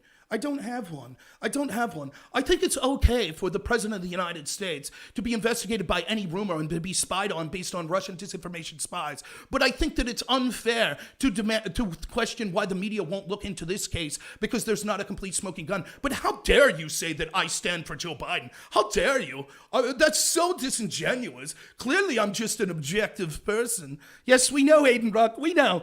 It's easy to be an anonymous, big guy, tough guy liar, though, on the internet. That's what I'm accusing you of. More than a Democrat. In fact, I am accusing you of being in the bag for Joe Biden. Or more so, I'll say this. You're probably just an anti-Trumper. Probably my guess is you're probably a Bernie supporter or something like that. But you just hate Trump, so you'll be willing to cover up for Biden's corruption. That's my guess. I'm guessing that you're a liar or you're deflecting because it's clear that your bias and dishonesty is showing through. It's clear by the answer you gave. You're worthless. You bring nothing to the conversation, and I have no time for hypocrites like you. So bye-bye. Have fun. Once more, I'll give you one more chance. If you want to come on the Discord to discuss it, you're more than welcome to. But the evidence is quite clear that's already been presented that asked for. Now, that's just with Bobulinski. I did a 2-hour debate in this previously about the Burisma case, where we know that the claim of Joe Biden that he never talked to his son about business is disproven by these emails. We know that the fact that he claimed that there wasn't an investigation in Burisma is a lie, as could be shown by the actual documents we have from the Ukrainian press agencies that proved that on February 2nd, 2016, there was actually assets were seized by the prosecutor general's office led by Viktor Shokin into Zlochevsky, the leader of it. I don't care. You can say I strawmanned you in being a Democrat. It's not a straw man if you've proven yourself to be a disingenuous hypocrite. I don't care what your reason. Let me fully say this. I don't know if you're a Democrat. You are a worthless hypocrite. I do know that. That's not a straw man. That is evidenced by the fact that you have a problem with saying, unless there is a complete smoking gun, including video evidence that Tony Bobulinski met, or implying that I need to somehow have proof that Tony Bobulinski met personally with Joe Biden, with all of these emails suggest that is most likely the case. It's never been denied, that the media refuses to even investigate these claims, that the emails that he provided shows that he was in an active business relationship with Joe Biden's son, that they talk specifically about the big guy and the chairman who Tony Bobulinski says is Joe Biden. With all of that, you say, no, I need more, but you were totally willing to say it was okay to use Russian spy disinformation that was never proven for the media to have a 4-year war against Trump, including the FBI spying on Trump's campaign based on that evidence. So I can see that you're a worthless hypocrite. I don't know if you're a Democrat as well, but I would say I don't need to affix a political affiliation to you to prove that you're a worthless hypocrite. That's not a straw man. That's proven by the words that you've issued in this. You're not asking questions. I asked you a question and you answered, proving that you're a hypocrite. That's what you did. Again, let me make it clear again. The entire thing, I said this from the outset in 2017 of the initial investigations into Trump Russia. I said, that's fine. If we're going to investigate people who allegedly got foreign dirt on their opponents, I have no problem with that. If that's going to be the standard, fine. However, we could prove that that's exactly what Hillary Clinton's camp did, so they should be investigated as well. If we're going to look at possible connections to getting financial ties to adversarial relationships in foreign countries with Donald Trump, like we have been nonstop for 4 years, then we clearly have a business partner of Hunter Biden with emails backing up his claims, making these claims. It should be equally investigated, if not more, because there's more evidence of that than anything connected to Trump. That's my claim. I provided you with the evidence I had while fully admitting you're correct. I do not have evidence as an individual who has no connections to anyone politically, who has any investigative journalist powers. I don't have access to the registry of who attended the Milken conference in 2017. It would be easy for Joe Biden to say, that never happened. Here's the Milken conference. It's proof that Tony Bobulinski was never there. It would be easy for any mainstream media outlet to contact the Milken conference and say, can we have your list of attendees in 2017 to see if it's there? Instead, they have flat out refused to cover the story. First, they lied and said that these emails were fake or hacked. They weren't. Then they said that they weren't, or they said they were hacked. They weren't. Then they said that they weren't real. That was a lie. Now they're saying, we're just not going to cover it because it must be Russian disinformation. So instead of you saying, wait a minute, if it would be so easy to disprove these claims, why wouldn't the media take 5 seconds to investigate, call the Milken conference and say, Tony Bobulinski was never there. That proves this garbage. Instead of saying that, you're like, I demand that a private citizen, Rob Knorr, be able to provide this evidence. Meanwhile, you know that if it was the opposite and this was a business associate of Don Jr. making these claims, the media would be covering it 24/7. But as you admit, you don't care about that hypocrisy. You're more concerned with a small YouTuber has to say than you are with the entire apparatus of the FBI and the mainstream media doing the exact opposite and going after Trump over every innuendo. And it just goes to show that you're a hypocrite. No, I didn't admit that I don't have evidence to any of the claims I made. I said I don't have 100% definitive proof that Joe Biden engaged in corruption. For example, let's say that I say, they found a bloody finger. Nicole Brown Simpson was murdered. There is tons of evidence to suggest O.J. Simpson did it. I still can't prove definitively that O.J. Simpson did it. And your claim would be, see, then we should not cover it. It's not worth discussing then. I could have evidence showing it's probably beyond reasonable that he did it. That's what I have. So it's not that I have no evidence. I don't have 100% definitive proof. That's my argument. What I do have as evidence is that Joe Biden did issue a quid pro quo and demanded a prosecutor fired that was looking into his son's company. I know that's true. I know that 4 days after, I know that a month before that, that prosecutor froze the assets of his son's company. I know that 6 days after he froze the assets of his son's company, Blue Star Strategies, which was Burisma's attorneys in the United States, reached out to Obama's State Department in Ukraine and said, Hunter Biden works here. We'd like to talk to you about helping us end these investigations. I know that less than a month later, Joe Biden admitted to issuing a quid pro quo to get that prosecutor fired. I know that that investigation then went to the NABU, an organization that was created with the financial help of Joe Biden and Barack Obama using our tax dollars to create it. I know that organization promptly buried the investigation into Zlochevsky, the owner of Burisma. And I know that Biden and Obama, despite claiming that Zlochevsky was corrupt and that the reason they were withholding money was they were upset prosecutors weren't prosecuting Zlochevsky, didn't say word one once the investigation into him was finally buried. I know that if Don Jr. had business arrangements that were built strictly on his family name with the communist government of China where he was making millions of dollars, even if we had no proof that the money ever went to Don Trump, it would be the biggest story in the country. And we do have that proof that Hunter Biden had all of these business arrangements, not just with the communist government of China, but also with the corrupt company of Burisma, also with Romania, also with Kazakhstan, also with Luxembourg. And he had no qualifications for any of this. His qualifications were trading on the name of his father. This would be a scandal of epic proportions on its own, even without proof that Joe Biden received any money, if the name was Trump instead of Biden. Aiden Rock, last chance. You're welcome to come on my Discord and talk. Then I won't be able to bulldoze you.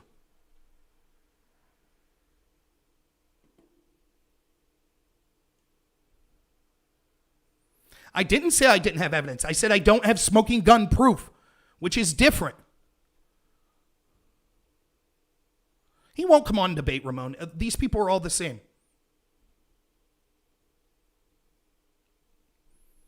Anyways, I don't have to go through the rest of the debate. This is exactly what happens.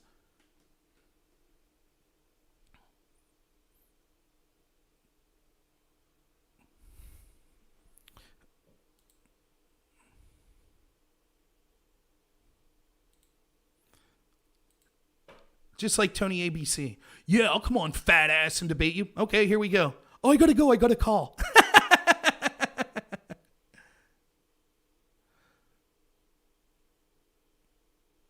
Oh, you have throat cancer? No. Some people do have throat cancer, correct. Some people are cowards as well. So, but fair enough.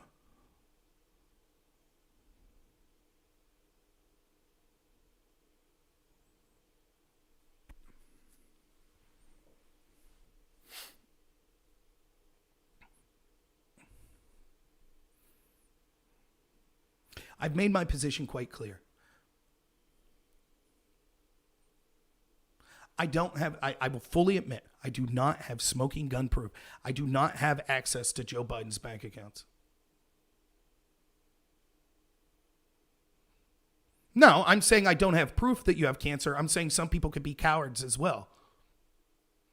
Maybe you have throat cancer. Maybe you're a coward. Maybe you have technical issues and you can't get on. I'm leaning towards coward. Are you saying? Did you say, wait a minute, so you claimed that you had throat cancer? That's not what you claimed, is it? See, for someone who wants to parse words and say, well, technically you said you didn't have that, you literally just said, let's go back and read what you said. Let's see what you said, Aiden. Have you ever considered I might not be able to talk on Discord? Some people have medical issues like throat cancer, for your information. You didn't say, I'm sorry, I can't come on, I have throat cancer. That's not what you said. You said some people have throat cancer. Then when I say some people are cowards, you say, oh, you're making fun of my throat cancer. No. If you wanted to say, I have throat cancer, I can't come on, that's what you would have said. You wouldn't have said, some people have throat cancer. See, you're being disingenuous. You're being a worm. That's what you're being. But that's evidenced by the fact that you don't have a problem. That the same thing you're criticizing me for, not having smoking gun evidence. Look, it's yet to, let's say it as generous as possible. It's yet to be disproven the claims I'm making that are worrying, suggesting that the Bidens may have been involved in trading their family name to make money off adversarial governments. That's yet to be disproven. The claims that the media and the FBI made to spy on the Trump campaign and besmirch him for 4 years in the press, that those in the Christopher Steele dossiers and that Trump illegally colluded with Russia, those claims have been disproven. Yet you have more of a problem with me than a much bigger apparatus using those lies and innuendos and Russian disinformation in order to besmirch the sitting president of the United States. I did not call people with cancer worms. You're lying. So bye-bye. Thank you for being disingenuous, but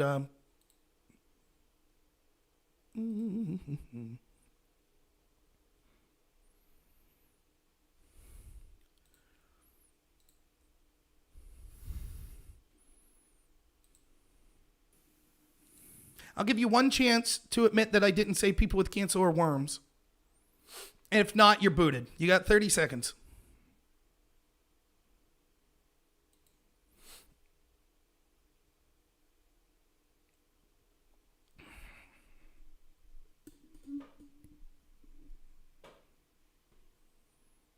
Well, let's see. Prove he has throat cancer.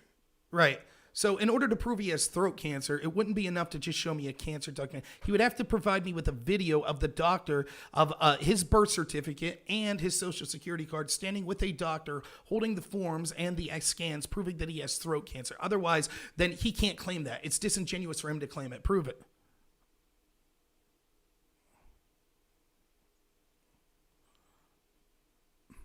Last chance. You going to take back the fact I said people that have cancer are worms?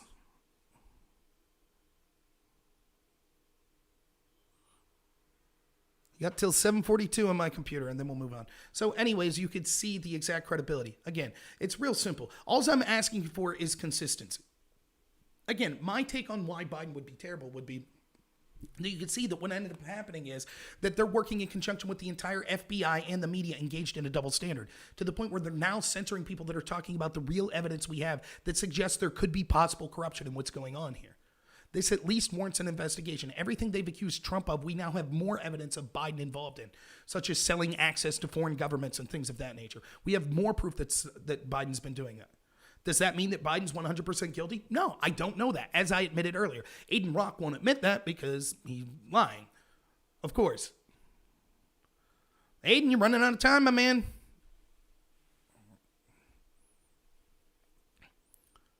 But of course, they have to engage in this double standard. Of course, Biden hasn't denied. They know it. They know it.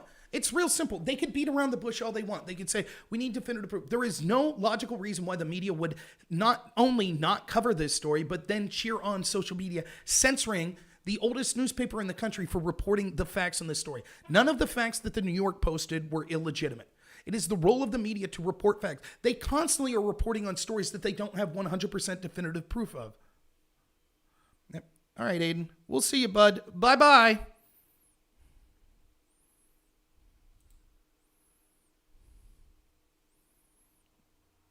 I don't know how to. It would help if I knew how to do this. All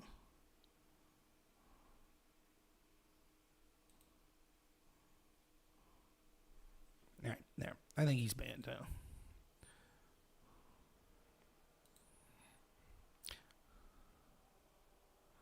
Now I'm a Nazi. You see? And he announced his true colors right before. I think that he's banned now. But do you see how it works? Do you see the disingenuous nature of them? Do you see how it is? You called me a Democrat, and I'm not a Democrat. You Nazi! Do you see how that works? It's not an echo chamber. I invited him on to debate. He wouldn't. Remember Tony ABC that was going to come on? He called me a fat ass and he was going to come on and destroy me. And then he gets on my Discord. I saw him on the chat, heard him talking. He goes, oh, I got a phone call. I got to leave. Right. And that's exactly the truth, Corrupt. I can't prove that he's a Democrat. I can only suggest which is most likely. Perhaps he's not a Democrat. Perhaps he's someone that believes that the incredible bias and hypocrisy we see is okay, but he's not a Democrat. I guess that's theoretically possible. So, but I'm not going to go through this much longer because I do have stuff to do, so I'm going to be leaving here at 8 o'clock. But suffice it to say, that was a perfect example of the people that you would see on Destiny's chat. So again, they will Destiny himself, and I don't know the other ones, or I would use their names as well, like Joe Lewis, RGR, and who was Dan, who was who was worthless. They promoted every Trump-Russia conspiracy with no proof whatsoever. They didn't have fun. They just said, well, right. For example, for them, they're like, well, if Trump owns, Destiny said it himself in his opening statement, Trump owes outstanding money in the form of loans to all sorts of people, and I don't trust someone who owns that money. Now, that's not proof that owing money, that's almost every American has some form of debt. That doesn't prove that they're corrupt or something like that. But Destiny says that for me is enough to suggest there could be possible corruption. And we know the media has been looking into who does Trump owe money to? Oh my God. But when it comes to the communist government of China, we know that Hunter Biden and Jim Biden were trying to approach them with business deals. That's beyond dispute. We know that's true. We know the same's true of the Ukraine. The same's true of Romania. The same's true of Kazakhstan. We know all that, and we know the media even has admitted, yeah, that's because of the Biden family name. That's why they're doing it. They don't have a problem with that. We know that they had a problem that Trump allegedly had a sex tape that could be used to blackmail him, but they don't have a problem that Joe Biden definitely has sex tapes, some of which we've seen, that could be able to blackmail him. They're still not going to report on it. So that was the point I was trying to make. They just keep saying it's a conspiracy. I provide all the evidence. Like, I'd be happy. If you watched the debate I did in Ukraine before, I provide all the evidence for that. We have evidence that the Ukrainian parliamentarian Lyshenko admitted that he was interfering in the election in a Financial Times August 28, 2016 article. Proof, he admitted, yes, we're interfering in the election. We know that they released what they called the black ledger that allegedly claimed that Manafort was involved in crimes with Russian oligarchs. We know that none of the information in that ledger have ever been proven, that the judge that sentenced Manafort did not consider that information because he did not find it credible enough to do so. So this was unproven dirt from a foreign government, admittedly to stop Donald Trump from winning the election. Exactly what they accused Russia of doing, exactly what they accused Trump of doing. I have proof of it. We have their admission in an August 28, 2016 Financial Times article. Yet, it's just a conspiracy.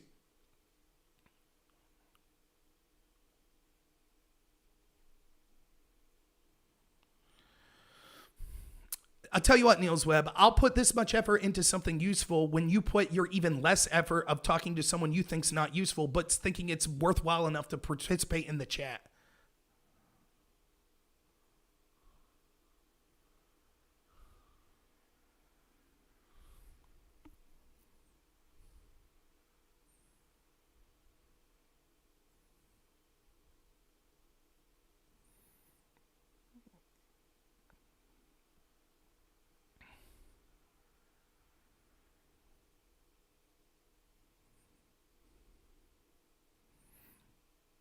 Don't know what you're trying to say there, Fortnite.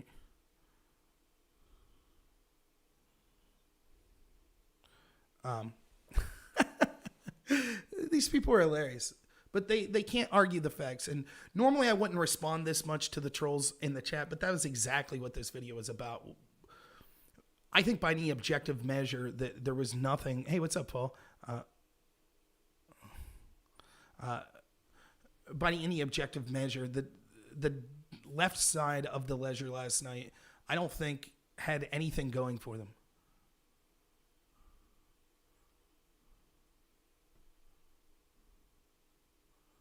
I don't have to be a good cook. My wife is.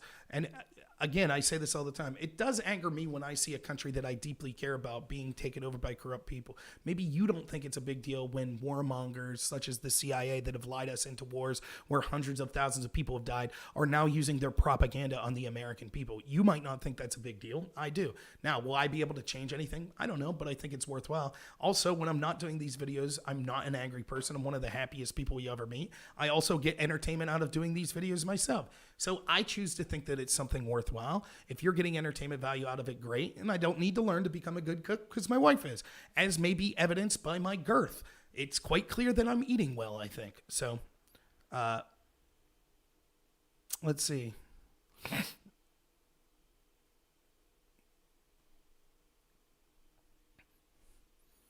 So, yeah, that was the claim.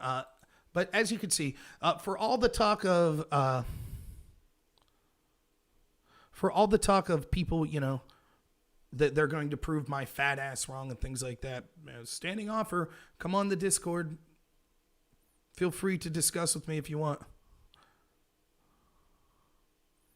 Niels Webb. Okay.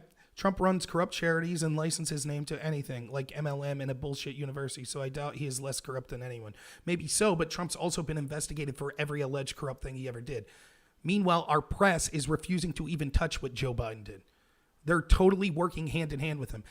Bigger than the individual corruption of a possible Donald Trump or a possible Joe Biden presidency is the fact that the press is telling us with one of them, we will approach them as adversarial as possible and investigate every allegation of corruption that they've ever done their entire life. The other, they're saying, not only will we not investigate it, but we'll actively support efforts to censor anyone who tries to report on any alleged corruption of that candidate. That is state-ran propaganda. That should scare every single person. That is something worth fighting against. The fact that so many people are okay with it because they're like, well, Orange Man bad, is very troubling. And again, despite what you may think of Donald Trump, he has done really good things for this country. There are things he has done that I don't agree with, such as supporting the lockdowns initially. But he has done good things, like the historic Middle East peace deals. Chuck Schumer came out and admitted that one of the things that Donald Trump did was criticize the intel agencies for getting us into foreign regime change wars. Schumer said, quote, Trump should be careful of criticizing the FBI, or the intel agencies, and this is the quote, because they'll find 6 ways from Sunday at getting back at him. That should frighten every single American. That is Chuck Schumer, the leader of the Democratic Party at the time, at least in the Senate, telling us all, if Donald Trump goes against unelected bureaucrats that have lied us into foreign wars, if he dares to question them, they will come at him. Every American should be outraged by this, that their elected leader, regardless if they like them or not, have to be subservient to the intel community. Now, the left used to have a problem with the intel community.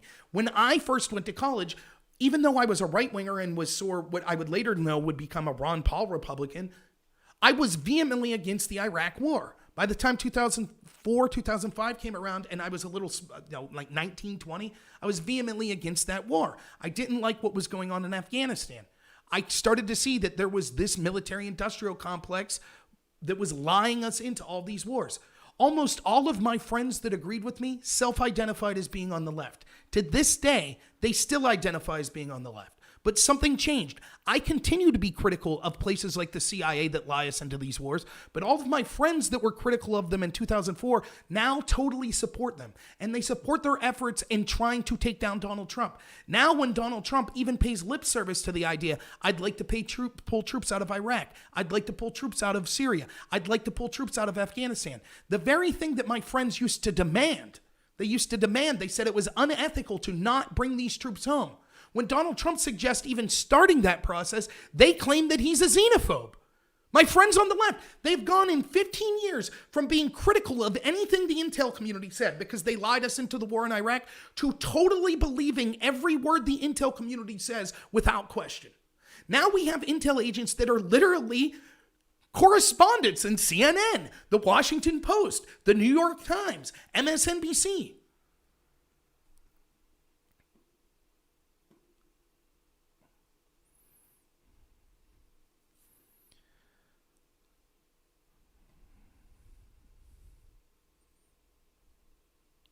Well, maybe you do want politics to be boring. I would like politics to not butt everything in life. I agree with that. So, all right, I'm going to be heading out, everyone, but let me close with this. This video wasn't exactly what I expected, but this was just kind of a random one. Monday, for everyone that's here, if I could ask for your support of something. By the way, everyone that was here, with the exception of Tony, ABC, and Aiden Rock, thank you so much for being here. I don't really, and there was the other person that I did ban that was just talking about disgusting bodily fluids and stuff like that. Look, here's my policy. I don't want anyone banned for disagreeing with me. Like, for example, Niels Webb said things that were critical of Trump and critical of something. I thought it was respectful and reasonable comment. I don't have a problem with that. I don't have a problem with people saying, hey, you're dumb, you did this, you did that. I don't have a problem with people calling me a fat ass. What I do have a problem with is people being disingenuous and spamming and lying and saying I said certain things and calling me a Nazi or calling people in my chat a Nazi. I'll let you get away with it once in a while, but if you continue to keep spamming it, it's just not adding anything. It's not just a distraction to me, but it's also a distraction to the chat, and it ends up steering the direction of the video in a way I don't want. Now, for those that are longtime watchers, like Jeff and Katz is here, 6079, D Gulag, right? The people that have watched me for a while, back me up, and I hope you could take their word for it. Do I not routinely bring people that disagree with me on Discord all the time and have polite conversation all the time, even if they get heated?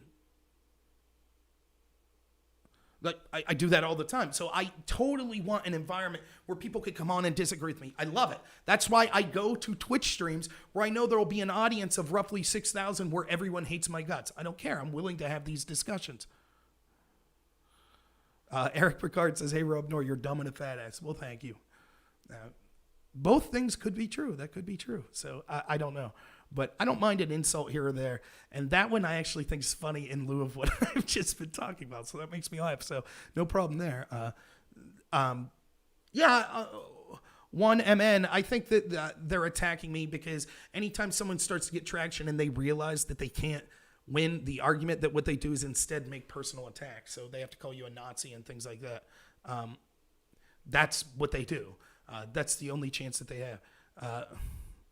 So they're going to attack me because you have to attack. You have to destroy someone in a different way if you know that you can't beat them factually with the arguments. Discussion is definitely different than attacking. I agree. And like there are people all the time. Public Citizens, a left-winger. I think left-winger. That's unfair, though. I'm not sure.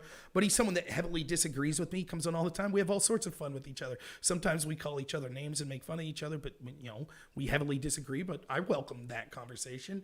Dylan Burns, I go to his channel all the time. He's a left-winger. I welcome the disagreements I have with him.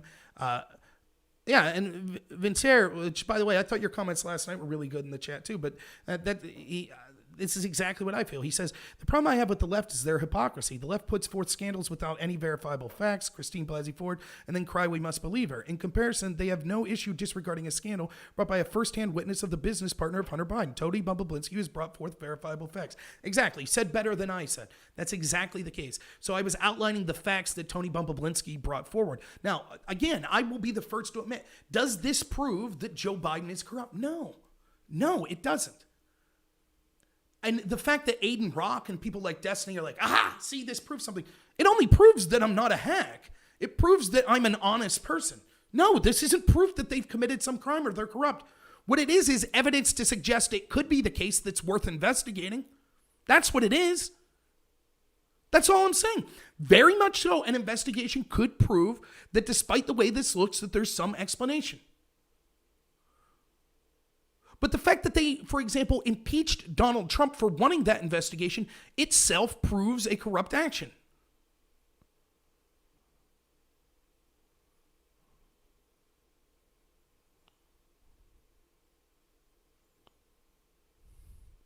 Corrupt says, I watch left shows all the time. It makes it easier to vote for Trump, I would assume. Azam, you think what? The Biden story's a nothing burger? Why would you say that? What do you think's a nothing burger about it?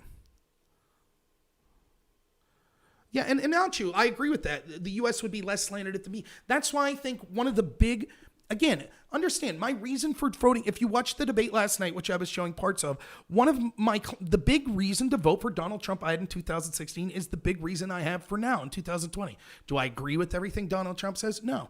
Do I think that there are things about Donald Trump's character that sometimes aggravate me a little? Not as much as some people say, but, like going after Rosie O'Donnell on Twitter when you're the president of the United States. And there's certain times that I think he could word things differently and he comes off sounding like a jerk, but that means almost nothing to me. I could say the same thing of myself, so whatever. you know? But certainly I haven't agreed with Trump on anything. But the number one reason to vote for Trump was because I have been saying for years that the establishment parties on the right and the left, the establishment people at the top level of the Republican Party and the Democratic Party are basically the same. So Mitt Romney is basically Chuck Schumer. They agree on all of the things that screw over the American people, such as outsourcing jobs to foreign countries, such as foreign regime change wars that are a disaster for young people that join our military and disaster for innocent people in those countries, such as bailing out the big banks. All of this stuff they agree on, the establishment Republican and Democratic Party. Jeb Bush versus Hillary Clinton was a dream for the intel agencies, for Wall Street, for the corporate oligarchs like Bill Gates or George Soros or Mark Zuckerberg.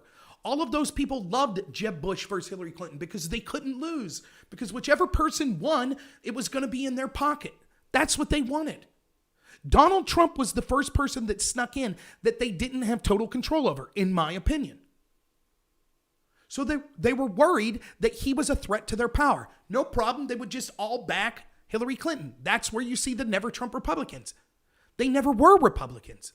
They were just establishment. And so Hillary Clinton's the establishment, so they're now supporting Hillary Clinton. Okay, fine. They thought that they had it in the bag. They believed their own hype, and Donald Trump won. We are now in a unique position where we could do something about this corruption that has controlled our political system. Donald Trump, not even by virtue of his intelligence or anything like that. I mean, he had to be very smart and shrewd to get elected, don't get me wrong. But the mere fact that he existed as someone they feared that they couldn't control has forced them to out their own corruption. Now, several days before an election, we literally see the mainstream media having a blackout to help Joe Biden.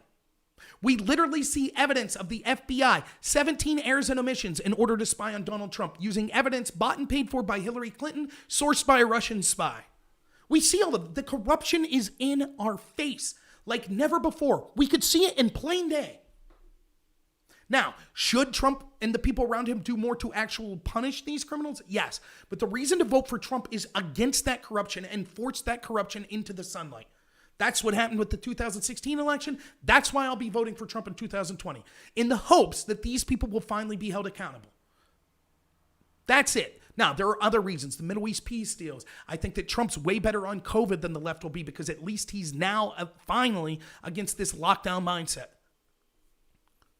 I think that he was great for the economy. I think that the left is dangerous in so many other ways, such as open borders and wanting to grant amnesty to so many illegals, packing the courts, the disastrous Green New Deal, all of these things. But the major thing is that idea of corruption. That's the big issue to me.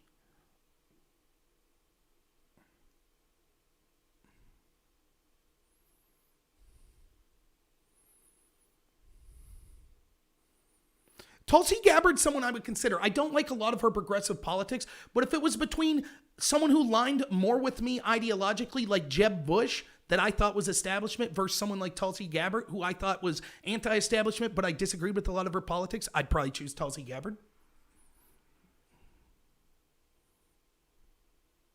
Asm says Trump will be ousted after November 3rd. That could very well be. You say... You only vote for Trump if you're a bot. And you could say I'm fat, stupid, a loudmouth, going bald, all sorts of things. But I think it's pretty evident I'm not a bot. So that seems dumb. Inachu says 7-year investigation into Trump found no Russians. 2 months go by, then Democrats say it's Russians again. Exactly. Epic says, I don't think Trump sees the establishment the same way I do, how pervasive it is, but at least he seems to see of it. I totally agree.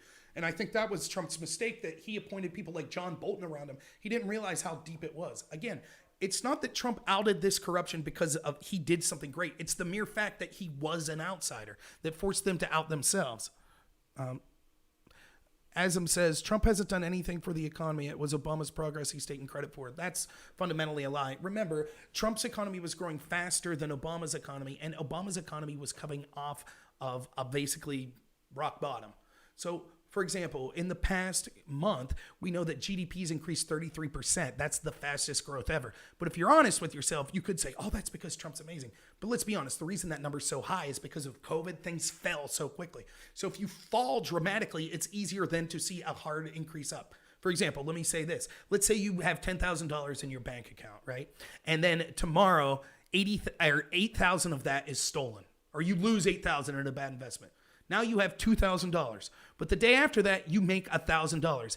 That day, you have increased your wealth 50%. 50% you increase your wealth. My God, a 50% growth. Well, yeah, but the only reason it was 50% is because you just lost $8,000. You lost 80% the day before. You see? So when you're losing, it's easy to have quick gains then. That's exactly what happened with Obama. Except Obama's gains were the slowest recovery we've ever seen. Just saying, oh, that was all Obama's gains is a lie. Remember, the Democrats were predicting, people like Paul Krugman predicted an immediate stock market collapse when Trump was elected. Instead, we saw the opposite. We saw historic unemployment numbers and median income growth and tax cuts for communities that the left claims to care the most about, like Black Americans, women, Hispanic Americans. Yeah, and Obama said the manufacturing jobs would never come back. He was wrong. John Kerry said there was no way that we would ever have Middle East peace deals without capitulating to the demands of Palestine. He was wrong.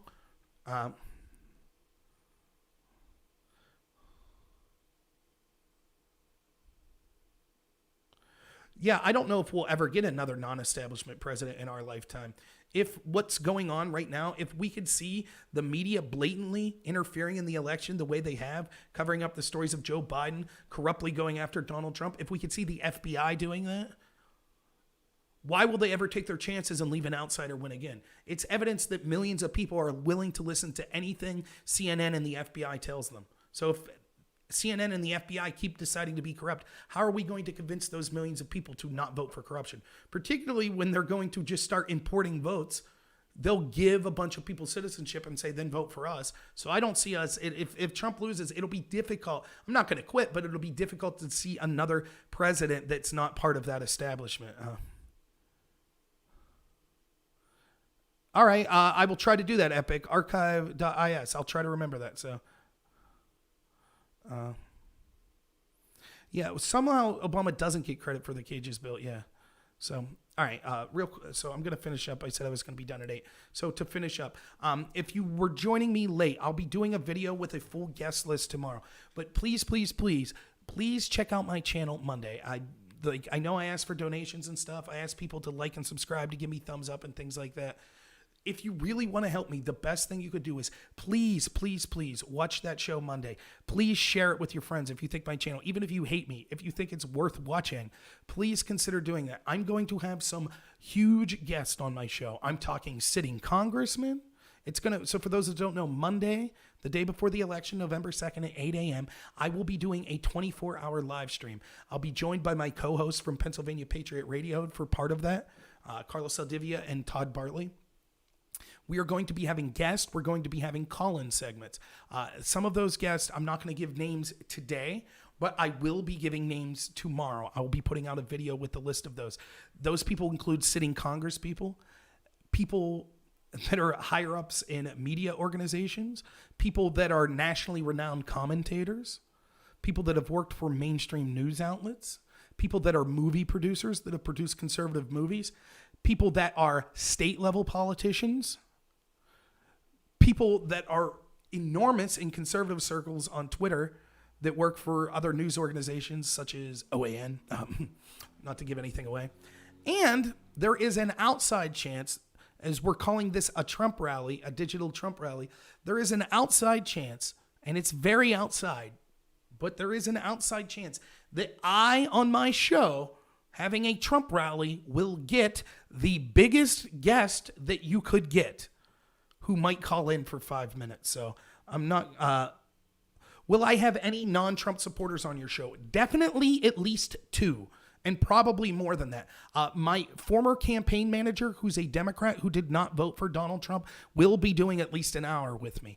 He is not a Trump supporter. I do believe he has confirmed he voted early and voted for Joe Biden. He will be joining me. My wife, who I don't know who she'll vote for, believe it or not, as political as I am, she's pretty apolitical, but there's a lot of things she dislikes about Trump. I do not think she voted for Trump in 2016. She may be leaving the ballot open at the presidential slot, but she will be joining me. And I'll definitely be taking call-ins from people that aren't Trump supporters as well. Dylan Burns, who also hosted the debate last night, might also be joining me. He is not a Trump supporter. The theme will be trying to push people that are saying to go vote and to go vote Republican and Trump, but I'm not going to avoid having anyone that might disagree with me to be on the show. So tell her to vote for Biden. I will not tell her to vote for Biden, but you are welcome to call in. I just ask, because particularly in a bigger show like that, like, you could disagree with me all you want and you could yell and scream. That's totally fine, but try to keep it a little clean as far as don't be using the F word in every word like, I saw in that debate last night. But yeah, you're absolutely welcome to call in. I definitely will take your call, and you may have the chance to call in after, a congressman that's a Republican or something like that. So you might have a chance to criticize them or me. So yeah, stay tuned for that. But it is not John. But who do you think? Who do you think would be, if I'm having a Trump rally? Who do you think a guest would be? What's the biggest name guest that you think I could get possibly? And again, it's a very, very long shot. I will admit that. But the ask is out there. Bigger than Alex Jones, bigger than Steven Crowder. Probably not as big as God. Definitely not as big as God. Somewhere in between Steven Crowder and God, if that helps. But we could get possibly the biggest guest that you could have. It's not a bad guess, Flumpenstein. So we'll see.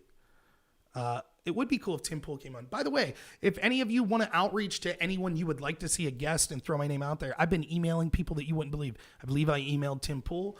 I didn't email Crowder, but I did email Jimmy Dore, Aaron Mattei, Glenn Greenwald, Michael Tracy. I'm trying to get journalists on the left that have a problem with kind of the corrupt media, but that still don't like Donald Trump. I'm trying to get someone from that pool, and it's been difficult for me to do so. Yeah, I would think that if you're having a Trump rally, the biggest possible person you could have would probably be the person you're having the rally for. Other streamers, like I said, maybe Dylan Burns. I haven't reached out to Destiny. I'll be honest, I probably won't bring Destiny on in that context, seeing as how it is a rally that I'm having to support for Donald Trump and Republicans. And the reason that I would make an exception for people like Tom, for people that are doing call-ins, or for people like Dylan is because the call-ins are different, but I personally know Dylan. Well, I know Dylan much better than I know Destiny, and I personally know Tom. So am I getting more followers on Twitch? More people are coming on. I don't know that I'm getting more followers, maybe a handful. I seem to be getting a lot more people that disagree with me, but not a lot of people, not a lot of people that seem to be subscribing or following me, to be honest. So my channel remains small. I'm hoping with so many big guests that if I get the word out there enough, like for example, right now I have 25 people watching. It doesn't matter what I do. I try. There are things that I need to get better at. Like technologically wise, I'm not that good. I don't have a nice, smooth, cool looking setup and backdrop like a lot of other streamers have. I don't know. Maybe I'm just not likable. I don't know what it is, but I'm having a difficult time growing my channel with things like that. So I keep plugging away because I enjoy doing this. And even if one person was listening to me, it would be worth it. So, I'm not going to sit here and whine and moan, but I am asking if people could help me try to get a bigger audience that day. Because when it's a hard sell to get a sitting congressman on and be like, yeah, there'll be 7 people listening to us. It'll feel like a Joe Biden rally if that's the case. I'd like it to feel a little better than a Biden rally. Definitely isn't going to be like an actual physical Trump rally, but yeah. Thank you, Jeff and Katz. Yeah, I'll contact Crowder. I'll try to. I'll see what I could do. But again, like I said, I have someone that I know for a fact will be spending time with Donald Trump on Monday and will be asking Donald Trump if he can call into the show for 5 minutes. So we'll see. It'll be a hard ask, but you might as well ask. So we'll see what happens. But I do have a lot of confirmed big guests, congressmen, media personalities, and things like that. So, Crowder might have me on. So if you all want to reach out to Crowder for me, I'll reach out myself. Yeah. So there, you guys were asking about trolls that come on and people that might be on that show Monday that don't like Trump. There's one in the chat right now named Courtney Knorr, who happens to be my wife. You can see, I think that people like Tony ABC and Aiden Rock that were on here earlier that seem to despise me are more in line with my wife than the people that are routinely my followers. So As you can see, she finds me to be intolerable. Azam, Courtney, if you're watching this, Azam in the chat there on Twitch, I don't know if you can see, I think Azam's a Biden supporter. When I said that, I think you're currently undecided on who to vote for, he told me to instruct you to vote for Biden. So I'm not instructing you, but my friend Azam is instructing you to vote for Biden, just so you know. So there you go, Azam. You got to tell her to vote for Biden. So you said your piece. Maybe you can call her up. She might find you far more persuasive than me. So, but yeah, I think me and my wife are proof. I don't think she's a big Democrat. Courtney, you would say you're basically apolitical, I would guess. Correct, Courtney? But she sometimes gets tired of me rambling about politics, but we're not like at each other's throat over it. So, all right, I'm going to go hang out with Courtney in physical real life, and we're going to watch some sort of movie. Here's how this will work. We'll compromise on a movie, so I'll end up having to watch something I don't like. With 10 minutes, it'll take us 40 minutes to find a movie. 10 minutes of it being on, I'll turn over and she'll be sleeping. So, so I'll end up watching some Disney Plus movie about, who knows? It'll probably be some sort of animated Lion King spoof or something like that. So, Downtown Abbey? It's a long one, right? So, all right, everyone. Thank you so much. I'll be putting some sort of video out tomorrow talking about my guest lineup. Hopefully that'll be fully confirmed. And I really appreciate each and every one of you, including Azam. Thank you for being on here and disagreeing with me. There was someone else that I was having a conversation with that I thought went very polite. I do apologize if someone thinks that I'm anti-free speech because I was censoring people that were accusing me of being a Nazi or things like that. But I just don't see what sort of productiveness that brings to. And by the way, with every single one of those people, I offered to bring them on and say their piece on Discord. So I hope that no one thinks that I'm just censoring people that disagree with me. That's not what I'm trying to do whatsoever. But thank you all so much. I really appreciate it. Please, please, please, please, please get the word out there. Stay tuned for my channel tomorrow. I will have the event set up. I will have the guest list. And you'll be able to share that video and say, look, here's Rob for 5 minutes talking about all the guests he's going to have. Please check out his channel on Monday. So thank you so much, everyone. If I could get AOC, I would have her. So thank you so much, everyone. I really appreciate each and every one of you. As always, have a good one.